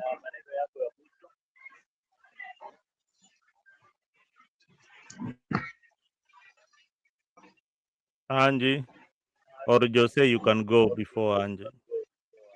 Yeah, what you have clearly seen, I think Alex has explained very well about the problems that are happening in ODM. I don't think even I can add anything. I think the likes of Akinabadi, if as we go as per what our brother has said, that it has been, the guys had even gone to the side of the government before even they were in ODM. Before even we went for the election for 2022. It means they are coming to finish the job. And what was the job? Which is the job they are coming to finish? They have come to finish ODM completely, where they with the actions they had been told. Kwa sababu kama inamaanisha walihama wakaenda kwa side ya serikali before hata tumeenda 2022 elections. It means they were being told to wakule ODM kutoka kwa ndani. And now they have come even to finish it. And I don't see a scenario where if they are going to continue being that they are the forefront leaders, they are telling us what to do. I think telling the ODM members more so what to do, I think they are the ones who are eating the party, and the party needs to reemerge themselves and take it. The likes of Akinababu, Owino, Sifuna, and Ubini, and other like-minded people, they need to start taking control of the party, because the party now is going straight to the dogs. For Morara, me and leave it as that. Mimi nilisema submission yangu because that was the conversation before we started. he needs to stop being a fragile person. If he's going to take the bull by its horn, bwana, you need to become a very strong person. Unajua kuna mtu anakuambia mzalendo uingie politics, ni wewe unajiambiaga uingie politics. Nobody has forced him to go and do those things. So don't come here crying saying that ati mambo ikiwa moto sana unasema hata wewe, hakuna mtu anakuambia uingie jikoni kupika. So kama joto ni mingi huko, unatoka tu unasema utakula. So I think that's my submission to you. All right, Alex. Yeah, since Morara Kebaso was the the topic, rather his perspective on the future or what we ought to do, I will advise him that now that he has amepitia njia ya katikati kama watermelon, amerudi back to politics. That's a good thing. Retiring at 29 was not worth it. And that was not even retire. I think he should correct it and say it was a sabbatical leave, because nobody retires at 29 in politics. I mean, that was a very short, period. Somebody to accumulate and say that it's good to retire. And if he has reincarnated himself, and he wants to put himself on a national platform and build himself for the future, I will urge him to look at these two constituencies, Dagoretti and Embakasi.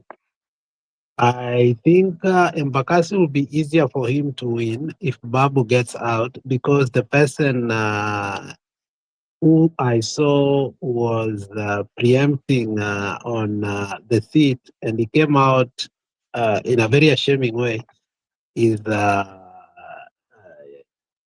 Alai. Alai actually boldly say today, unajua ile kiti ilikuwa yangu, mimi tu ndio niliachia Babu Owino. I don't know if you heard him say that, and that was very laughable.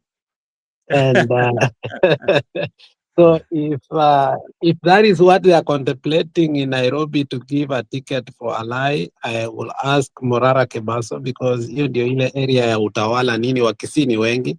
You should take an advantage of the tribal card there and actually pave his political path by also entering into city politics. I don't think he can survive city politics. City politics will be difficult for him because, first and foremost, people have not forgotten he worked with Ongwae, and Ongwae left a very bad legacy. And during his Vampire Diaries, he never actually went to investigate also the corruption of Ongwae. So people were really watching him. So I don't think Kisi Nyamira will be able to handle it. He will handle the Nairobi politics. I don't think Nyota Yake has deemed yet. I think there are people still like him. His Vampire, very educative, a very superb job that he did. And he should start making friendship. Yeah, as Mudavadi could say, don't criminalize associations. And he should know how to throw his jabs to the right people. Right now, throwing jabs at Amisi and Edwin Sifuna, one way or the other, they are a darling to a few people around the country, not in one region. So I think he must learn to work with them.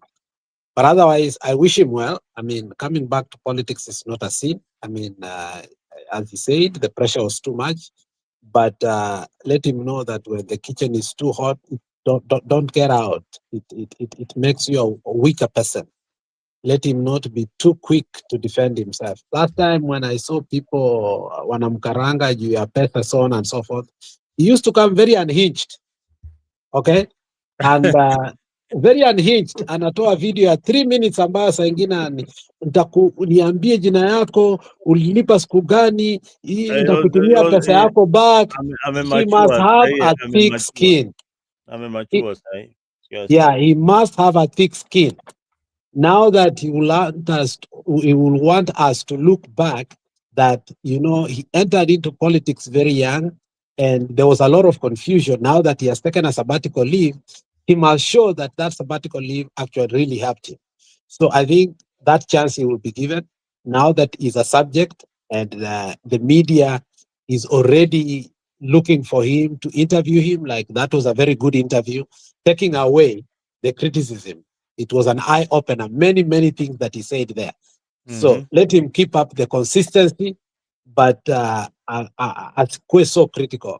Salasia started by criticizing leaders. Unaona where he is right now. I think he alienda too much. So, and again, lastly, Kebaso, if you don't play social media politics alone, go to the ground. Go to the ground. Social media politics is good. Media politics is good, but the ground is where you become your skin becomes thick. And if you are going to respond to everything on social media, inakuwa on the record na inakuletea shida. So you should stop responding to those things, especially is in the city politics, obviously, and educated voter will always karanga you. So let him ignore.